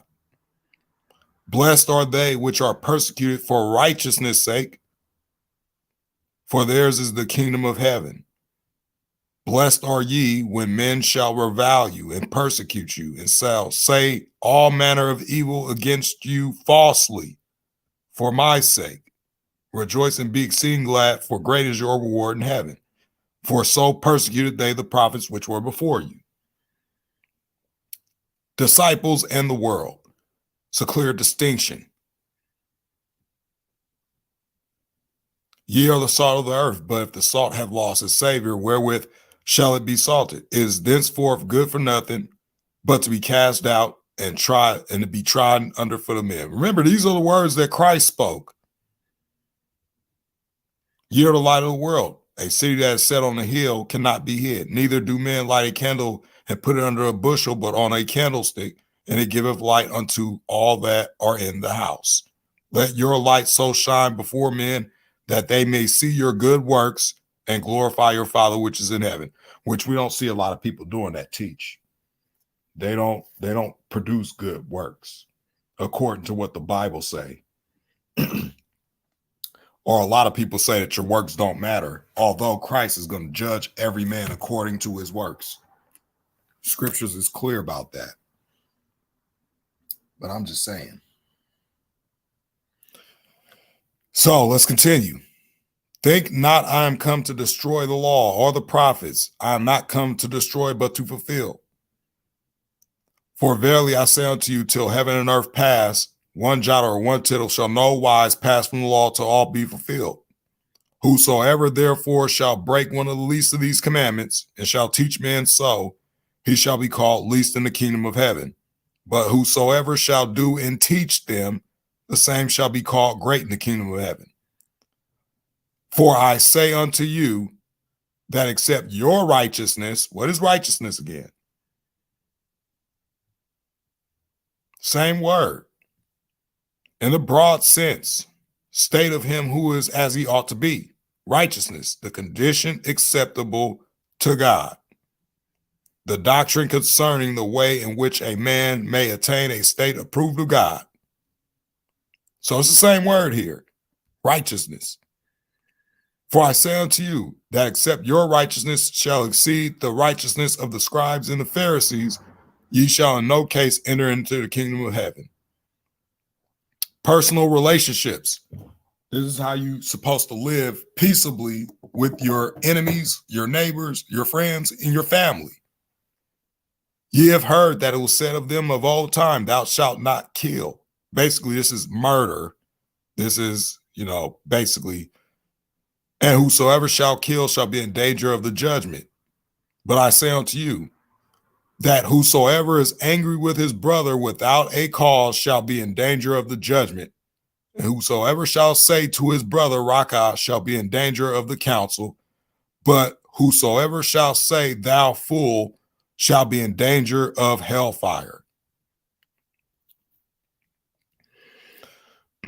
Therefore, if thou bring thy gift to the altar, and there remembers that thy brother hath aught against thee, leave there thy gift before the altar and go thy way. First be reconciled to thy brother, and then come and offer thy gift. Agree with thine adversary quickly whilst thou art in the way with him, lest at any time the adversary deliver you to the judge, and the judge deliver thee to the officer, and thou be cast into prison. Verily I say unto you, or thee, thou shalt by no means come out thence till thou hast paid the uttermost farthing. Ye have heard that it was said by them of old time, thou shalt not commit adultery. But I say unto you that whosoever looketh on a woman to lust after her hath committed adultery with her already in his heart. And if thy right eye offend thee, pluck it out. And people will say, oh, they try and use this as a literal thing. No. Pluck it out and cast it from thee, for it is profitable that one of thy members shall perish, and not thy whole body should be cast into hell. And if thy right hand offend thee, cut it off and cast it from thee, for it is profitable for thee that one of thy members should perish, and not that thy whole body should be cast into hell. Then you get this here.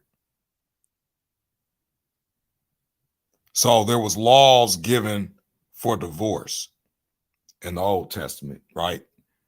That when if you want to put away your wife, you got to have a good reason. Some people put away their spouse, you'll see it in here. You'll see it in here. And I've seen this happen many times. It hath been said, whosoever shall put away his wife, let him give her a writing of divorcement. But I say unto you that whosoever shall put away his wife, saving for the cause of fornication, cause her to commit adultery, and whosoever shall marry her that is divorced committeth adultery. Again, you have heard that it hath been said of them of old time, thou shalt not forswear thyself, but shalt perform unto the Lord thine oaths. But I say unto you, swear not at all, neither by heaven, for it is God's throne, nor by the earth. And we know that the heaven is the firmament. We just went over that in Genesis chapter 1, what he called heaven. And you go into Ezekiel, you see that his throne sits on the firmament. I probably might bring that up in a bit. Nor by earth, for it is his footstool, neither by Jerusalem, for it is the city of the great king. Neither shalt thou swear by thine head, because thou canst not make one hair white or black. But let your communication be yeah, yeah, nay, nay, for whatsoever is more than these cometh of evil. And this is what you get when just think about how the politicians, they go in there and they swear, or basically let's use the secret societies. They swear an oath of secrecy, right? So they do this law, they do this oath. Or you got all these people that do these oaths, military, politicians, or whatever, that type of stuff. You have heard that have been said, an eye for an eye and a tooth for a tooth. But I say unto you that ye resist not evil, but whoever shall smite thee on thy right cheek, turn to him the other also. And if any man will sue thee at the law and take away thy coat, let him have thy cloak also. And whoever shall compel thee to go a mile, go with him twice. 2 miles, basically. Give to him that asks thee, and from him that would borrow of thee, turn not thou away. So basically, you're supposed to help one another. You have heard that it has been said, thou shalt love thy neighbor and hate thine enemy.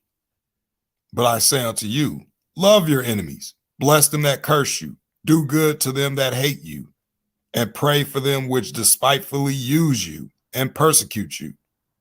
That's something I see going on a lot. That ye may be the children of your Father which is in heaven, for he maketh his sun to rise on the evil and on the good, and sendeth rain on the just and the unjust. For if ye love them which love you, what reward have ye? Do not even the publicans the same? And if ye salute your brethren only, what do you more than others? Do not even the publicans so? Be ye therefore perfect, even as your Father which is in heaven is perfect. Okay. So that right there, you don't see a lot of that going on. You don't see a lot of people following that stuff.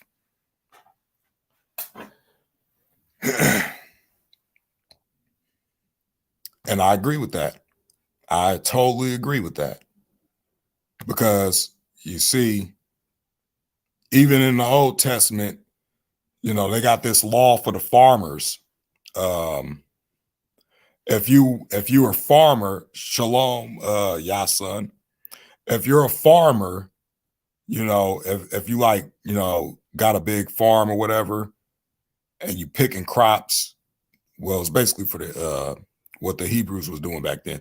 But if you picking crops, you're not supposed to gather all your food. You're supposed to leave the corners for the poor. But we don't see that, right? We see a lot of people right now, a lot of these farmers basically, throwing away most of that stuff that they could be given to the poor. But, it's just like I said, there's laws for lawyers, there's laws for women. So when you get these people telling you, you got to keep all those laws, that's false, because all laws don't apply to everybody. If you're not a judge, you're not a ruler, those laws don't apply to you. That would apply to a judge or a ruler. If you're not a priest, You don't have to keep those laws. If you're not a woman giving childbirth or, on, what, that law doesn't apply to a man. So how can a man keep that? And other things that's mentioned in the law. You're not supposed to practice witchcraft. You're not supposed to basically sacrifice your sons and your daughters to, idols or other gods. You're not supposed to make them pass through the fire. You're not supposed to practice necromancy. Men are not supposed to wear a woman's garment. Things of that nature, right? So there's other things that's in there, because if you read it, you'll understand what I'm talking about. God loves the poor, perhaps even loving them the most. Exactly, TXDAP. Exactly. Because God spoke a lot about rich people. Just think about the story of the rich man and Lazarus. Where was the rich man and where was Lazarus? Right? The rich man was over there, basically burning in flames, and, he had all his good things in the life, and Lazarus had nothing, and that same rich man, basically walked over Lazarus. And when Lazarus touched his coat, he just acted like, he defiled his whole coat. He cared more about his material things than, he cared about his fellow brother that was, basically poor and needy. And let's not forget about the rich young ruler when he asked God, or he asked Christ, what good thing shall I do that I may inherit eternal life or enter into eternal life? He told him to keep the commandments. And he said, all these things have I kept up till my youth. What lack I yet? He told him, sell everything you got, give it to the poor, and you shall have riches in heaven. He couldn't do it. Why? Because he didn't want to separate from his material things. He didn't want to sacrifice to help somebody else. He wanted to hold on to what he wanted to hold on to. And that's when we get that teaching of, love not the world, neither the things of the world, for the love of the Father is not in them. It's all about loving your neighbor. If I had the last $5 in my pocket and I seen a poor person sitting there hungry, screw me. I'm about to give him that $5 so he can go get him something to eat. Because I know I can go and make the $5 back. If I had the last $20, depending on, on certain circumstances, I might go in the store and just buy the guy a meal. Because nowadays you got people that, are heavy into drugs and they'll go and use that. Not that I'm saying, anything like that, but, you're supposed to feed them. But, some people, they have their addictions and stuff like that. They'll go and buy something that they don't need. Me, I'll make sure the person got what they need. Or if I know that they're not that type of person and they're hungry, that's what I'll do. I get them my last out of my pocket. I don't care if it's $5. I don't care if it's my last 20. And I'm like, you know what? This dude look hungry. Let me go buy him a meal so he can have something to eat today. That's what people are supposed to be doing. Because I know what it's like to be there. I know exactly what it's like. Exactly. You can't take, just like he said, what was that verse? He said, I think it's in Ecclesiastics. For we came for, let me just bring that up. I don't want to butcher the scripture. Oh, it says, for we brought nothing into this world, and it's certain that we can't carry anything out. Something to that nature. That's in Ecclesiastics. Talk about when we're born in this world, we don't bring nothing in. We come in this world naked and we're going to leave out like that. We're not going to be able to take this house, this car, this money, the jewelry, the cell phones, the TVs, and all our little gadgets and widgets we got. We ain't gonna be able to take none of that with us. That stuff ain't coming with us. Only thing we leaving in is our soul. That's the only thing. It's the only thing we, that's going up there, or wherever it's going. I'm not gonna say, we're going anywhere, but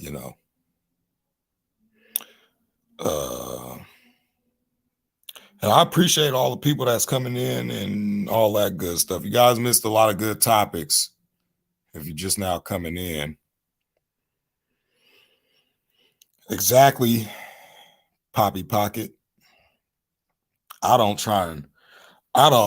used to be like that.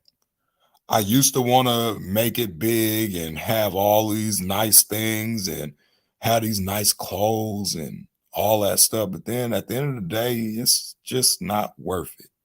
I mean, for one, you basically wasting your money on. I tell people a lot, a lot of people, they spend their money on useless stuff. And I'm like, can you eat that when you're going through your time of trouble? Like stuff like that. Like if I got a pair of shoes, just as long as they work, just as long as I can walk in them, I'm not going to buy me a whole bunch of shoes. I'm not going to buy me a whole bunch of clothes that I don't really need. I'm going to buy me stuff that is of a necessity. Not saying that we don't need clothes and shoes, but it's more, sometimes people make that their idols, propping themselves up, things of that nature. Like I said, I was there. I used to be like that. So I'm just only telling you where I came from as well. Maybe it'll help somebody out, who knows? Exactly. That's that one I was bringing up. And that's when, like I told people in my testimony, how I wanted to make it big. I wanted to be in Hollywood. And then I started finding out that these celebrities down there in Hollywood selling their soul for the fortune and fame. Like, it's not worth it. They know where they're going. They know exactly where they're going. Just because they choose to worship the other side, just so they could, have the best life now. I want my best life to be in the kingdom. No more pain, no more sorrow, no more crying, no more none of this stuff. That's what I want. That's my best life right there. This life, this life is nothing but a vapor and it's gone. You can wake up tomorrow and tomorrow could be your last day. And people take every day for granted. Like we got eternity down here. Even Ecclesiastes said this life is nothing but a vapor and it passes away. All is vanity.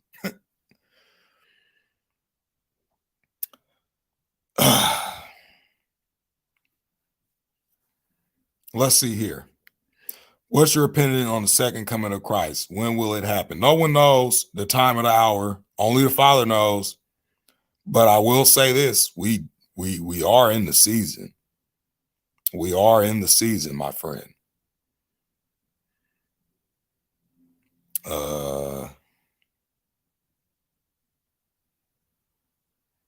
Yep. He put people in power. He takes them out of power. All that good stuff.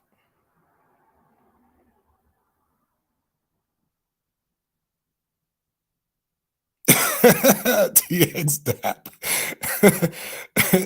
Life is like a rat race. Even if you win, you are just King Rat. Yeah, Christ don't even know when he's coming back. That's what the scriptures say. Only the Father knows, not the angels. We don't know, and Christ don't know. Only his Father.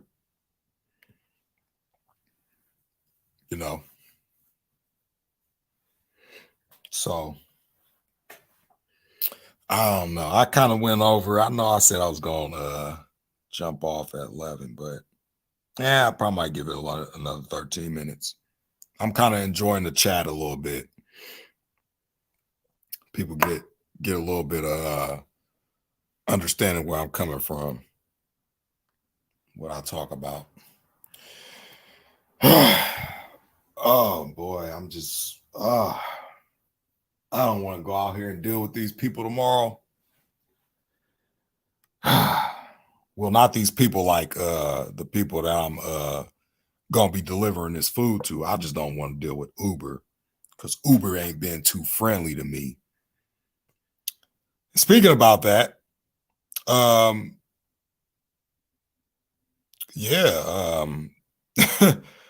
Uber is, everything's going fully autonomous. I actually did a video about this 3 years ago. And I was talking about how AI was going to eventually take over because I already seen it coming. When you start seeing robots hitting the street, of course they're going to do it small by little.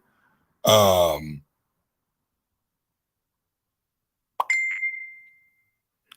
course they're going to do it little by little. What is Adam talking about here? Let me check my general. Let me see here, my audio. My audio should be fine. It's up. Let me see. How about that? All right, let me see. I don't know.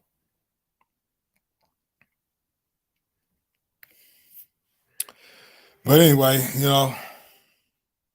no, Uber, UBER, Uber Eats, the delivery company. Yeah, them. Yeah, I don't know.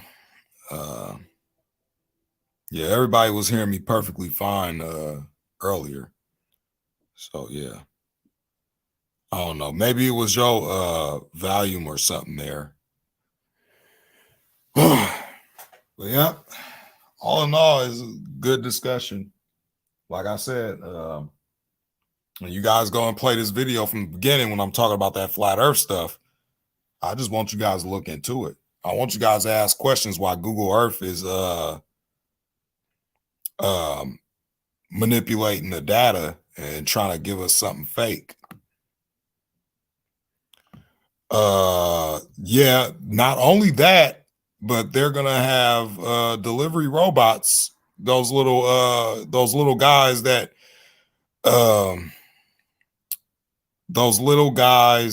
roll around in the street. Although it's just stupid. It really is stupid to me. The reason why I say it's stupid is because those things could be hacked. They can malfunction.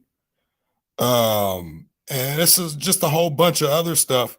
And, they can't do the job like us people do. But of course, they only doing it because they want to cut back costs and, they don't have to pay anybody. They don't have to worry about no complaints and yeah, that type of stuff. I see. And if you were to ask me to AI taking over everything in front of our eyes, will then concede with the mark. Just touching on that, D-Tech, I believe, now this is just what I believe that the image of the beast is basically AI. And I say that because if God created us in his image, after his likeness, and then you got man making an image in their likeness, which would be artificial intelligence, of course. I mean, Sophia, and what have we been? I need to do an update on Sophia. I haven't done an update on Sophia, and she's been kind of quiet lately. Well, I'm not going to call it a she because it's a robot, but Sophia's been kind of quiet lately. And the last time I seen anything about Sophia wanted to have children. She wants to have a family, or it wants to have a family, right? So, and exactly, Rev, the iron and clay.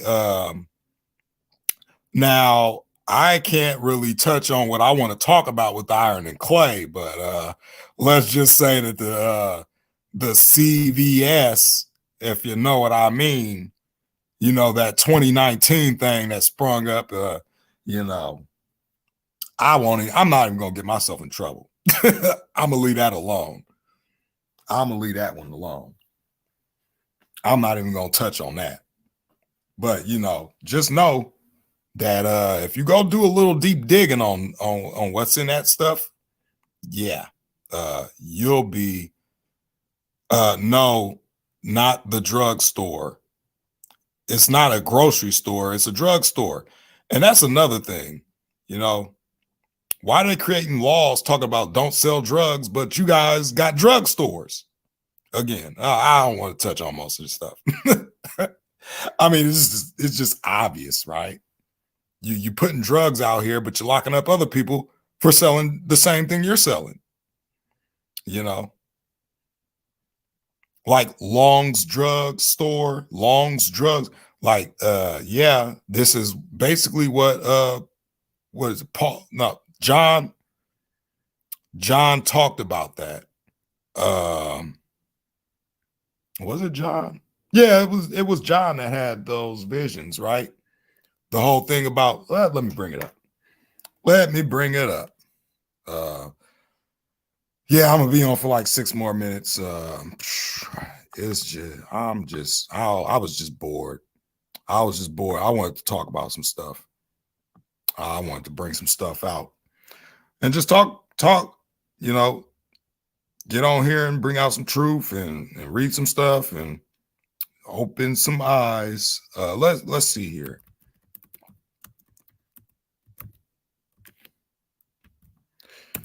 So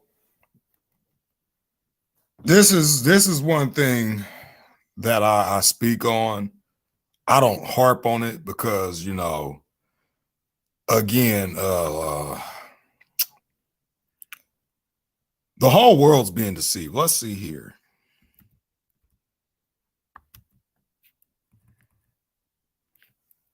All right, so we got this word mentioned in Revelation, sorceries, right? We got that word mentioned in there. Okay, so I go into these words and I look at what they meant back then. Okay, so we're going to look at Revelation 18, and we're going to just look at that real quick. Right here.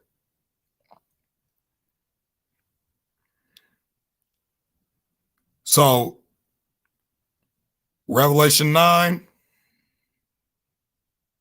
Revelation 18, Greek 5331. The Greek word 5331. As you guys see here,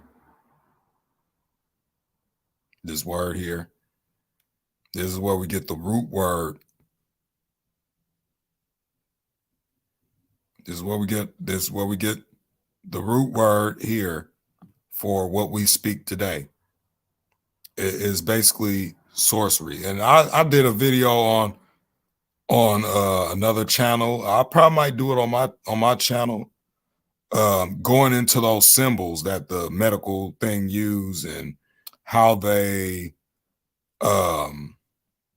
basically taking biblical things and perverting it, like the serpents on the staff, right?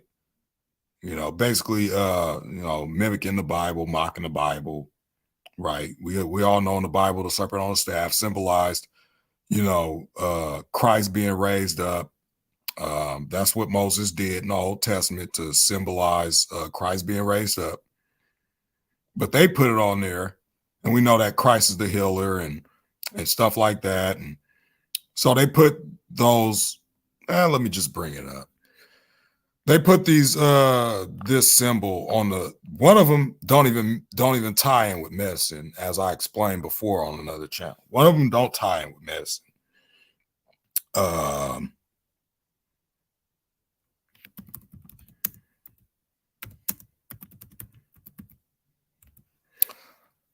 So one of them, let me share this. We all know what this symbol is, right? And this is what I'm talking about when I say, you know, they take what's biblical and they pervert it, right? We all know what this symbol is right here, right? We all know what this is, right? We see it all over the place on the, you know, we see it all over the place on the ambulances and stuff, right? But this right here, they call it the Staff of Hermes, right? And we know that Hermes was supposedly a Greek mythological god here. This staff was around 4000 BC to 3000 BC. And this is used in astrology, alchemy, and astronomy. What is this? It was something in here talking about it's the staff, the symbol. It symbolizes either wealth or commerce. And you got the rod of Asclepius, this one here. This one is used for medicine, right? This one right here, they say is used for medicine. The single serpent around the pole. But then you got this one here that is tied in with wealth and commerce. As you see here, modern depiction of the caduceus as the symbol of logistics. This is what they use on the medical thing, on the ambulances and stuff. It doesn't even tie with medicine. And even the other one, it doesn't even associate with anything biblical. They take that that symbol with Christ being raised up on the staff when Moses was in the wilderness, and the serpents, the fiery serpents, comes out and bites all the people. And Moses says, "Look on the serpent, and whoever looks on it, will live." But it was supposed to be symbolizing Christ being raised up and how he was gonna, basically be the savior. That's what it was pointing to. But they take it and pervert it, basically. So it's a lot of stuff that they do. And yes, I agree, because at the end of the day, it's poison. It's nothing but poison. You take one medicine and then you got to take another medicine, and you got to take another medicine. You got all these side effects, and then one side effect, you got to take 7 other medications for that side effect. And then you got these other side effects that come with that. So you got to take more and more and more. And that's why they use the one with logistics tying in with wealth and commerce, because you basically you're paying for your own death. That's what you're doing. And I'm just throwing that out there. I mean, think about it. Look at all the stuff that goes on when people take that stuff. If you eat right, you take care of yourself, you live healthy, you basically live the way God intended for us to live, you wouldn't have any health problems. I haven't been sick in 3 years. 3 years. I haven't had one cold. I haven't had any health issues, because I started eating right. I started getting my day. Well, I got to ride my bike and do these deliveries. So I'm always getting, getting exercise in, but, and that's another thing, because you're making a point there too. God is the healer. He'll heal you, and then also, if you live a healthy lifestyle, you don't have to worry about those health conditions, Let me see. Ooh. Let's see here. Many foods are just for corporations to make profit and will low-key also be lifesavers in disasters to come. So God wills it. But that's what kills many is unnatural foods. And I agree with that.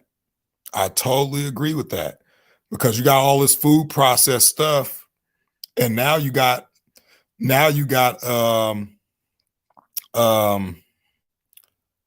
is it? GMOs, right? You got GMOs, genetically modified organisms. It's not real food. They genetically modify it. Like you know how you used to buy watermelon out the store and it used to have all those seeds in it, and then you go and buy a watermelon today and you got no seeds in it. Oranges don't got no seeds in it. I mean, basically tampering with the creation. That's why I went into Genesis chapter 1 when it talks about God creating the fruit tree yielding fruit after its kind, whose seed is in itself upon the earth, and it was so. So now they want to, you know, I tell people this a lot too. When you go and buy, if you get any fruit, if you go and buy any fruit from the store and you so happen to get seeds out of it, don't throw the seeds away. Put it in the dirt, grow it, and you will never have to go to the store to buy any fruit again. And it's naturally grown. You know what's going on with that fruit. You know it ain't being tampered with or anything. So yeah, I harp about that a lot because I got a lot of seeds. I'm trying to do something, but dealing with them with this weather that or whatever they doing, you know, spraying the sky. You know, it's kind of hard to grow stuff now. I wish I would have gotten this stuff started a long time ago, because I wouldn't have no problem with food right now. Not that I do have a problem with food. I just don't like buying the food out of the store because I know that they're, you know, tampering with it. So, you know, it's a lot. It's a lot going on, but you know, they can only do what they can do. Yeah, and TXDAP, I know Luke was a physician, but were they giving out the stuff that they're giving out today? Because as far as I know Luke was probably using natural remedies. He wasn't using these pills and all this other stuff that we got today. That's the big difference. And there are natural things that you could use. Well, let me not say anything about that, because again, I probably might get struck down for medical misinformation or something, knowing YouTube. So I'm not going to touch on that. I'm going to try and play my balls careful. You know, the ball's in the court, and, you know, you say one thing and they'll think that you're trying to give out some medical information. So I'm not going to touch on some stuff. That's why I don't touch on, you know, this CVS nonsense. I already learned my lesson. I could have lost my channel a long time ago. So that's side conversations. Precisely. The GMO also excess sodium and sugar, all for preservation and profit purposes. I agree. You know, they give us a lot of things that we don't really need. We don't really need most of that stuff. Now, however, if you're growing your own stuff, you know, you don't have nothing to worry about. You know exactly what's going on in your food, what how your fruit is growing. Now, how well you're gonna be able to grow it, I don't know. Dealing with them changing weather patterns and stuff via chemtrails. And I know they're gonna slap the little box under my YouTube video and put chemtrails or flight. They probably might put a whole bunch of little boxes up under my channel. But you know, it is what it is. They do that so they can steer people from the truth. So whenever you see a channel and they got that little box under there and they trying to tell you what the person was talking about, I would say go look into it for yourself, because they do that so that, you know, everybody can look at it. Oh, it's a conspiracy theory. Oh, this guy don't know what he's talking about. Let me look at what the box say. Let me look at the information. No, it's lies. They do it to hide the truth. And they even admit it in a video.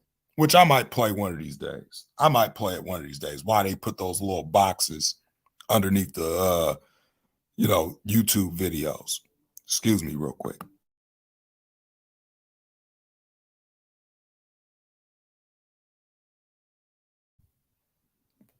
So yeah.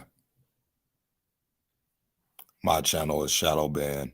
Yeah, that's why I try to be careful. I mean, I'm shadow banned too. Nobody don't get my notifications unless I send out the link or, people got the bell and everything turned on. But, it is what it is.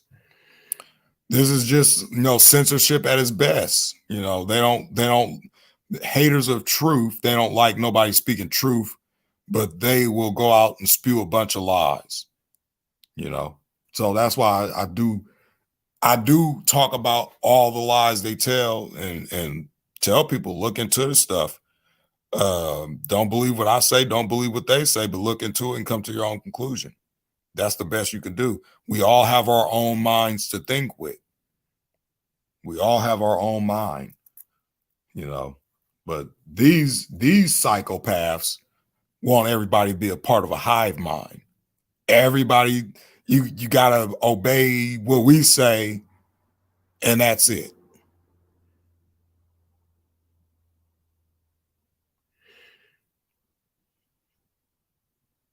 I can get new subscribers or views. Hey, who knows? I might come check your channel. I probably might come by and see what you're talking about and support. Let me see. All right, and side conversations.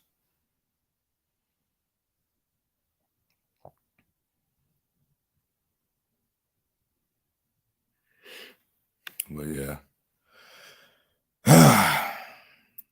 I kind of want to go, but then I'm kind of enjoying the chat. So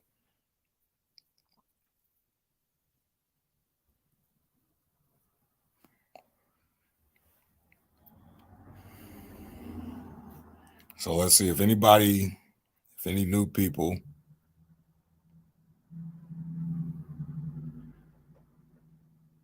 Any new people got any questions or anything you want to ask before I call it a night?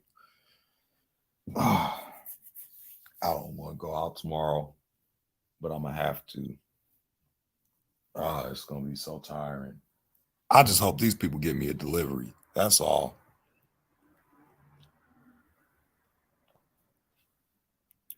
No problem. You're welcome. I try to do this when I'm not busy. Being as this was a Saturday, I don't really do anything. So, I'm going to try and do more lives, though. I haven't been on my channel in a while. Too busy going on other channels and having these back and forths and not really producing anything out of it. And, I just want people to I just want people to get the information they need. That's all. Thank you. I don't say I know everything, but if I look into something and I do my research and I come to my own conclusion, I'll come and present the facts, and I expect people to come to their own conclusion. That's how I do it.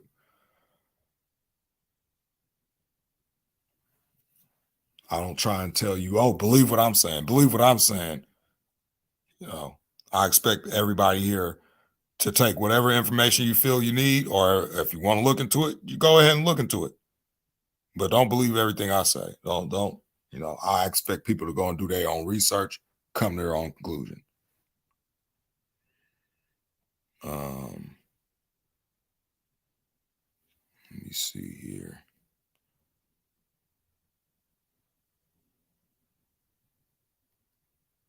And that's what it's all about, bro. And again, I know you said you lost 2 of your spouses, and I know how it is. I lost a lot of friends. a lot of people I was trying to bring to the understanding of the truth and preach and teach to him, but I lost a lot of people. So, I know how it is. I was saying a 3-month course, I lost 3 friends. I don't talk about it, but yeah, so there's that. This world, this world is just yeah. Let's see, I probably might call it at 12. I know I keep saying I'm gonna go, but I don't know. I'm not tired yet. I didn't have that coffee, a little bit of coffee, and I'm still up.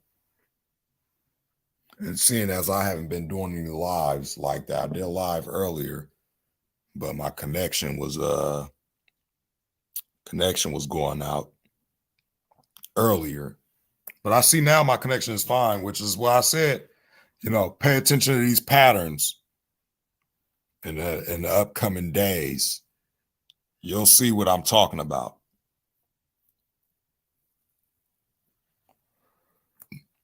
You guys see how my connection ain't breaking up or nothing like that.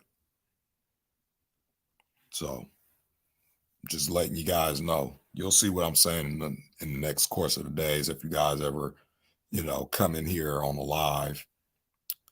But I ain't gonna say too much. But like I said, I got the information I need. I'm just gonna play stupid and play the game.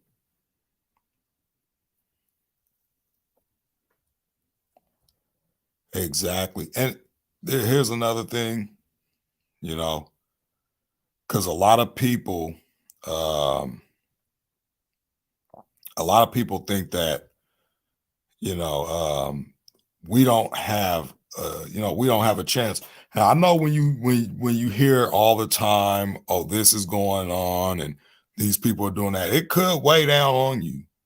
It really could, especially when you know that they, for a short season, are getting away with everything.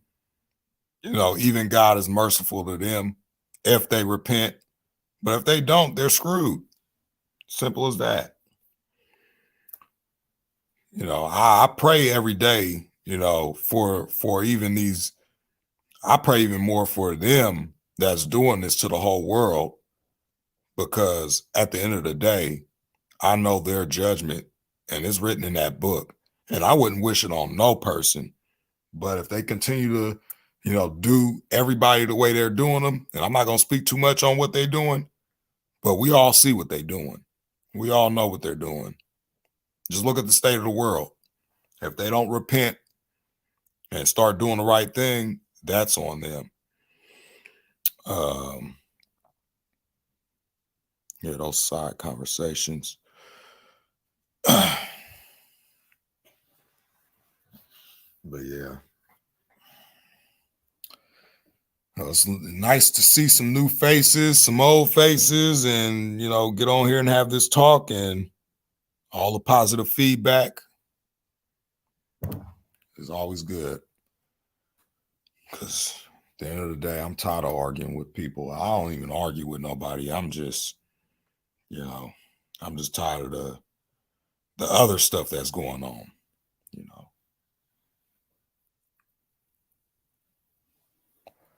So I might just step back for a minute and just start doing some lives here, start getting the information out.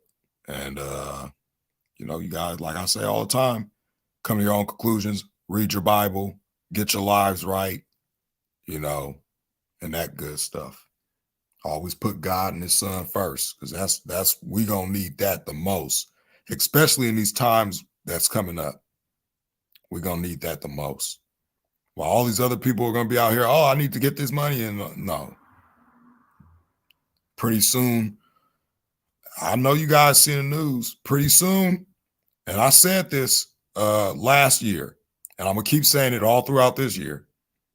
This next crash that's coming, and they already telling us it's coming. This next crash that's coming is going to make 2008 look like Disneyland. And it's the reason why the Bible said they're going to be casting their, basically casting their money in the streets. It's going to be worthless. So I'm telling people, start, get you some seeds, get some stuff, get prepared, just like in the Bible, they had to prepare for that famine. We might want to take that example because we see it's coming. Food shortages, economies coming down. Get prepared. And whatever you do, make sure you do it the smart way, because you don't want anybody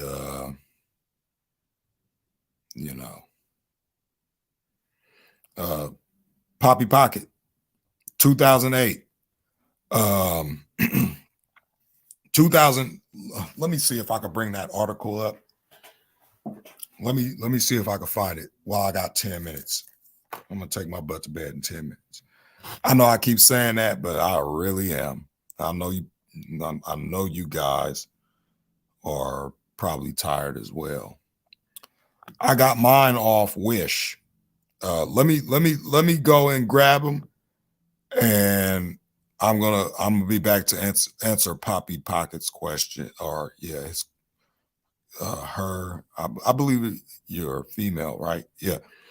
I'll be right back. I'm gonna answer this question here on the screen.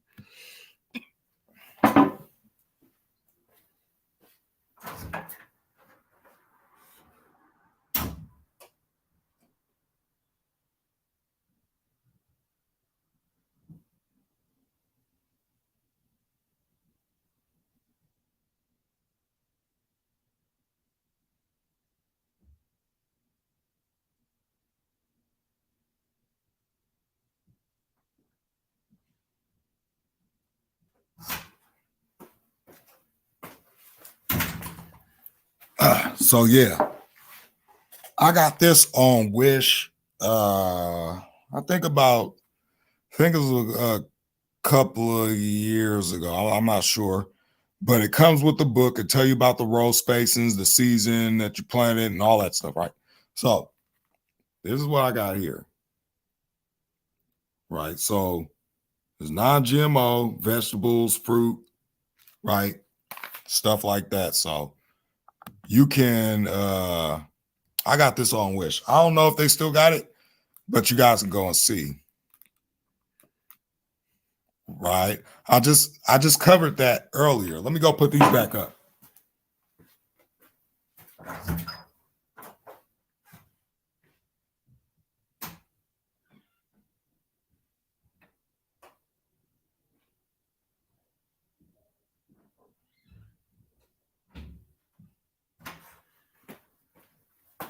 So yeah, I covered this earlier. If anybody missed it, you can go back to the beginning of the video, somewhere around the 1 hour mark. Yeah, I covered that earlier.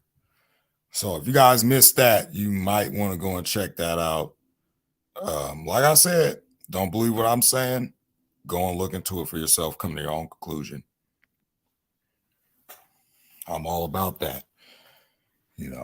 I'm just bringing the information that I run into and what I see in the word. And, if you guys want to go and look into that, then you go and look into that.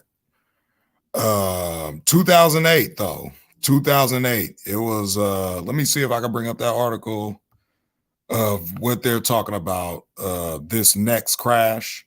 And you'll see exactly why I say it's going to make 2008 look like Disneyland. When the stock market, basically in 2008, the United States entered into a recession. Let me see.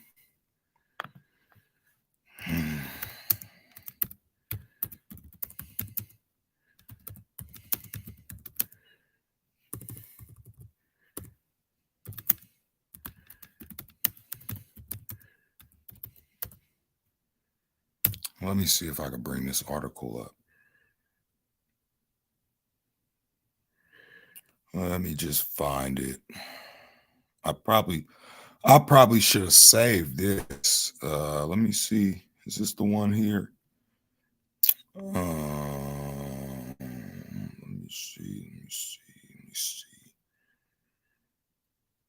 Blah, blah, blah, blah, blah.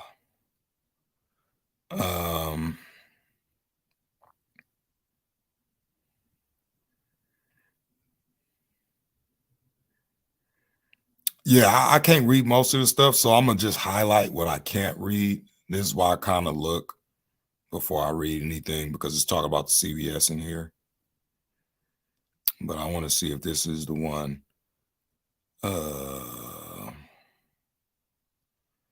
that was talking about.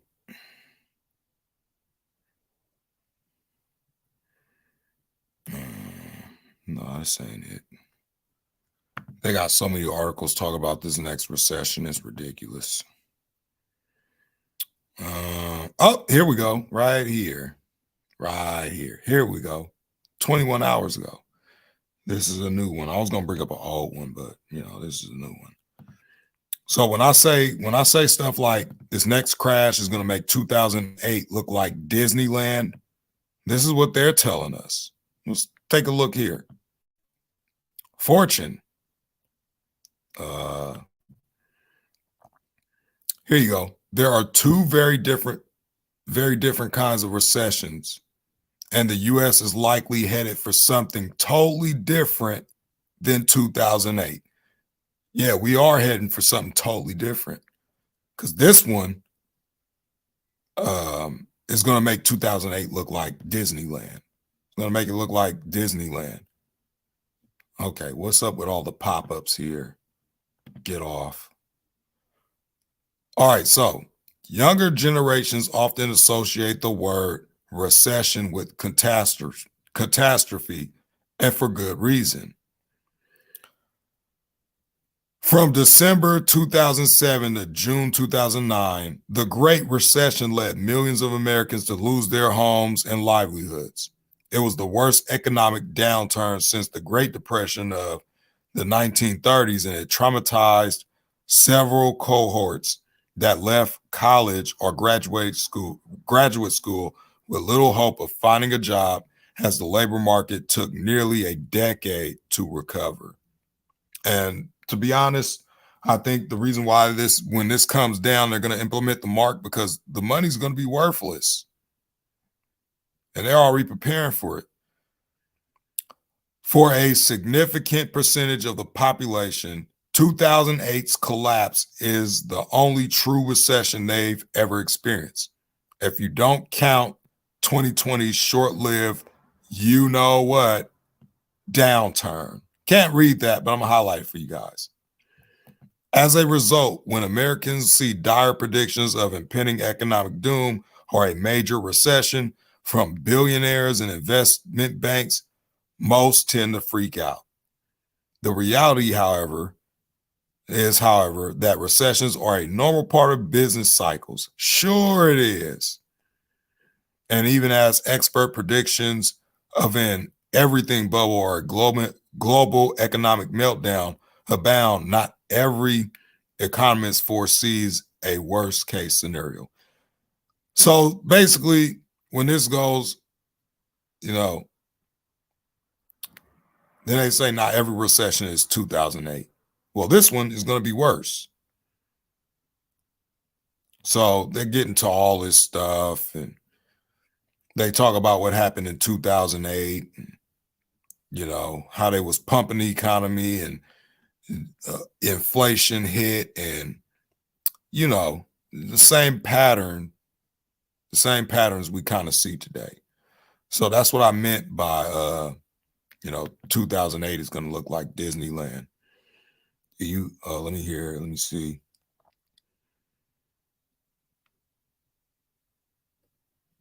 I haven't heard of that. I will look into it. Thanks for bringing that to my attention. I do, however, cover a lot of stuff dealing with the firmament at times, and things of that nature. But that is something that I will be looking into. I do focus on topics like that. So that will be something I'm looking into. Where do you get your? Oh, I already answered that. The devil tried to tear us apart, but God's grace came through. I agree. And here you got somebody saying this. Worst time, 2008 was. All right, I'm just going back at the stuff that I missed. Let me get into a little bit more.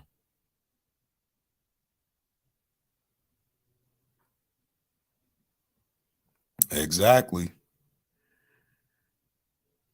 And this is why I think they got to have it, because I can't talk about it. I wish I so could talk about it, but yeah, I don't want my channel to get a strike. I would talk about it if, YouTube wasn't such tyrants. Let's just say that.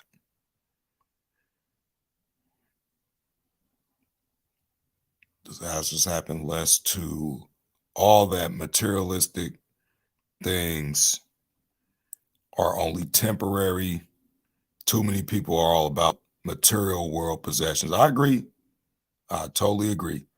And a lot of people are lovers of money as well.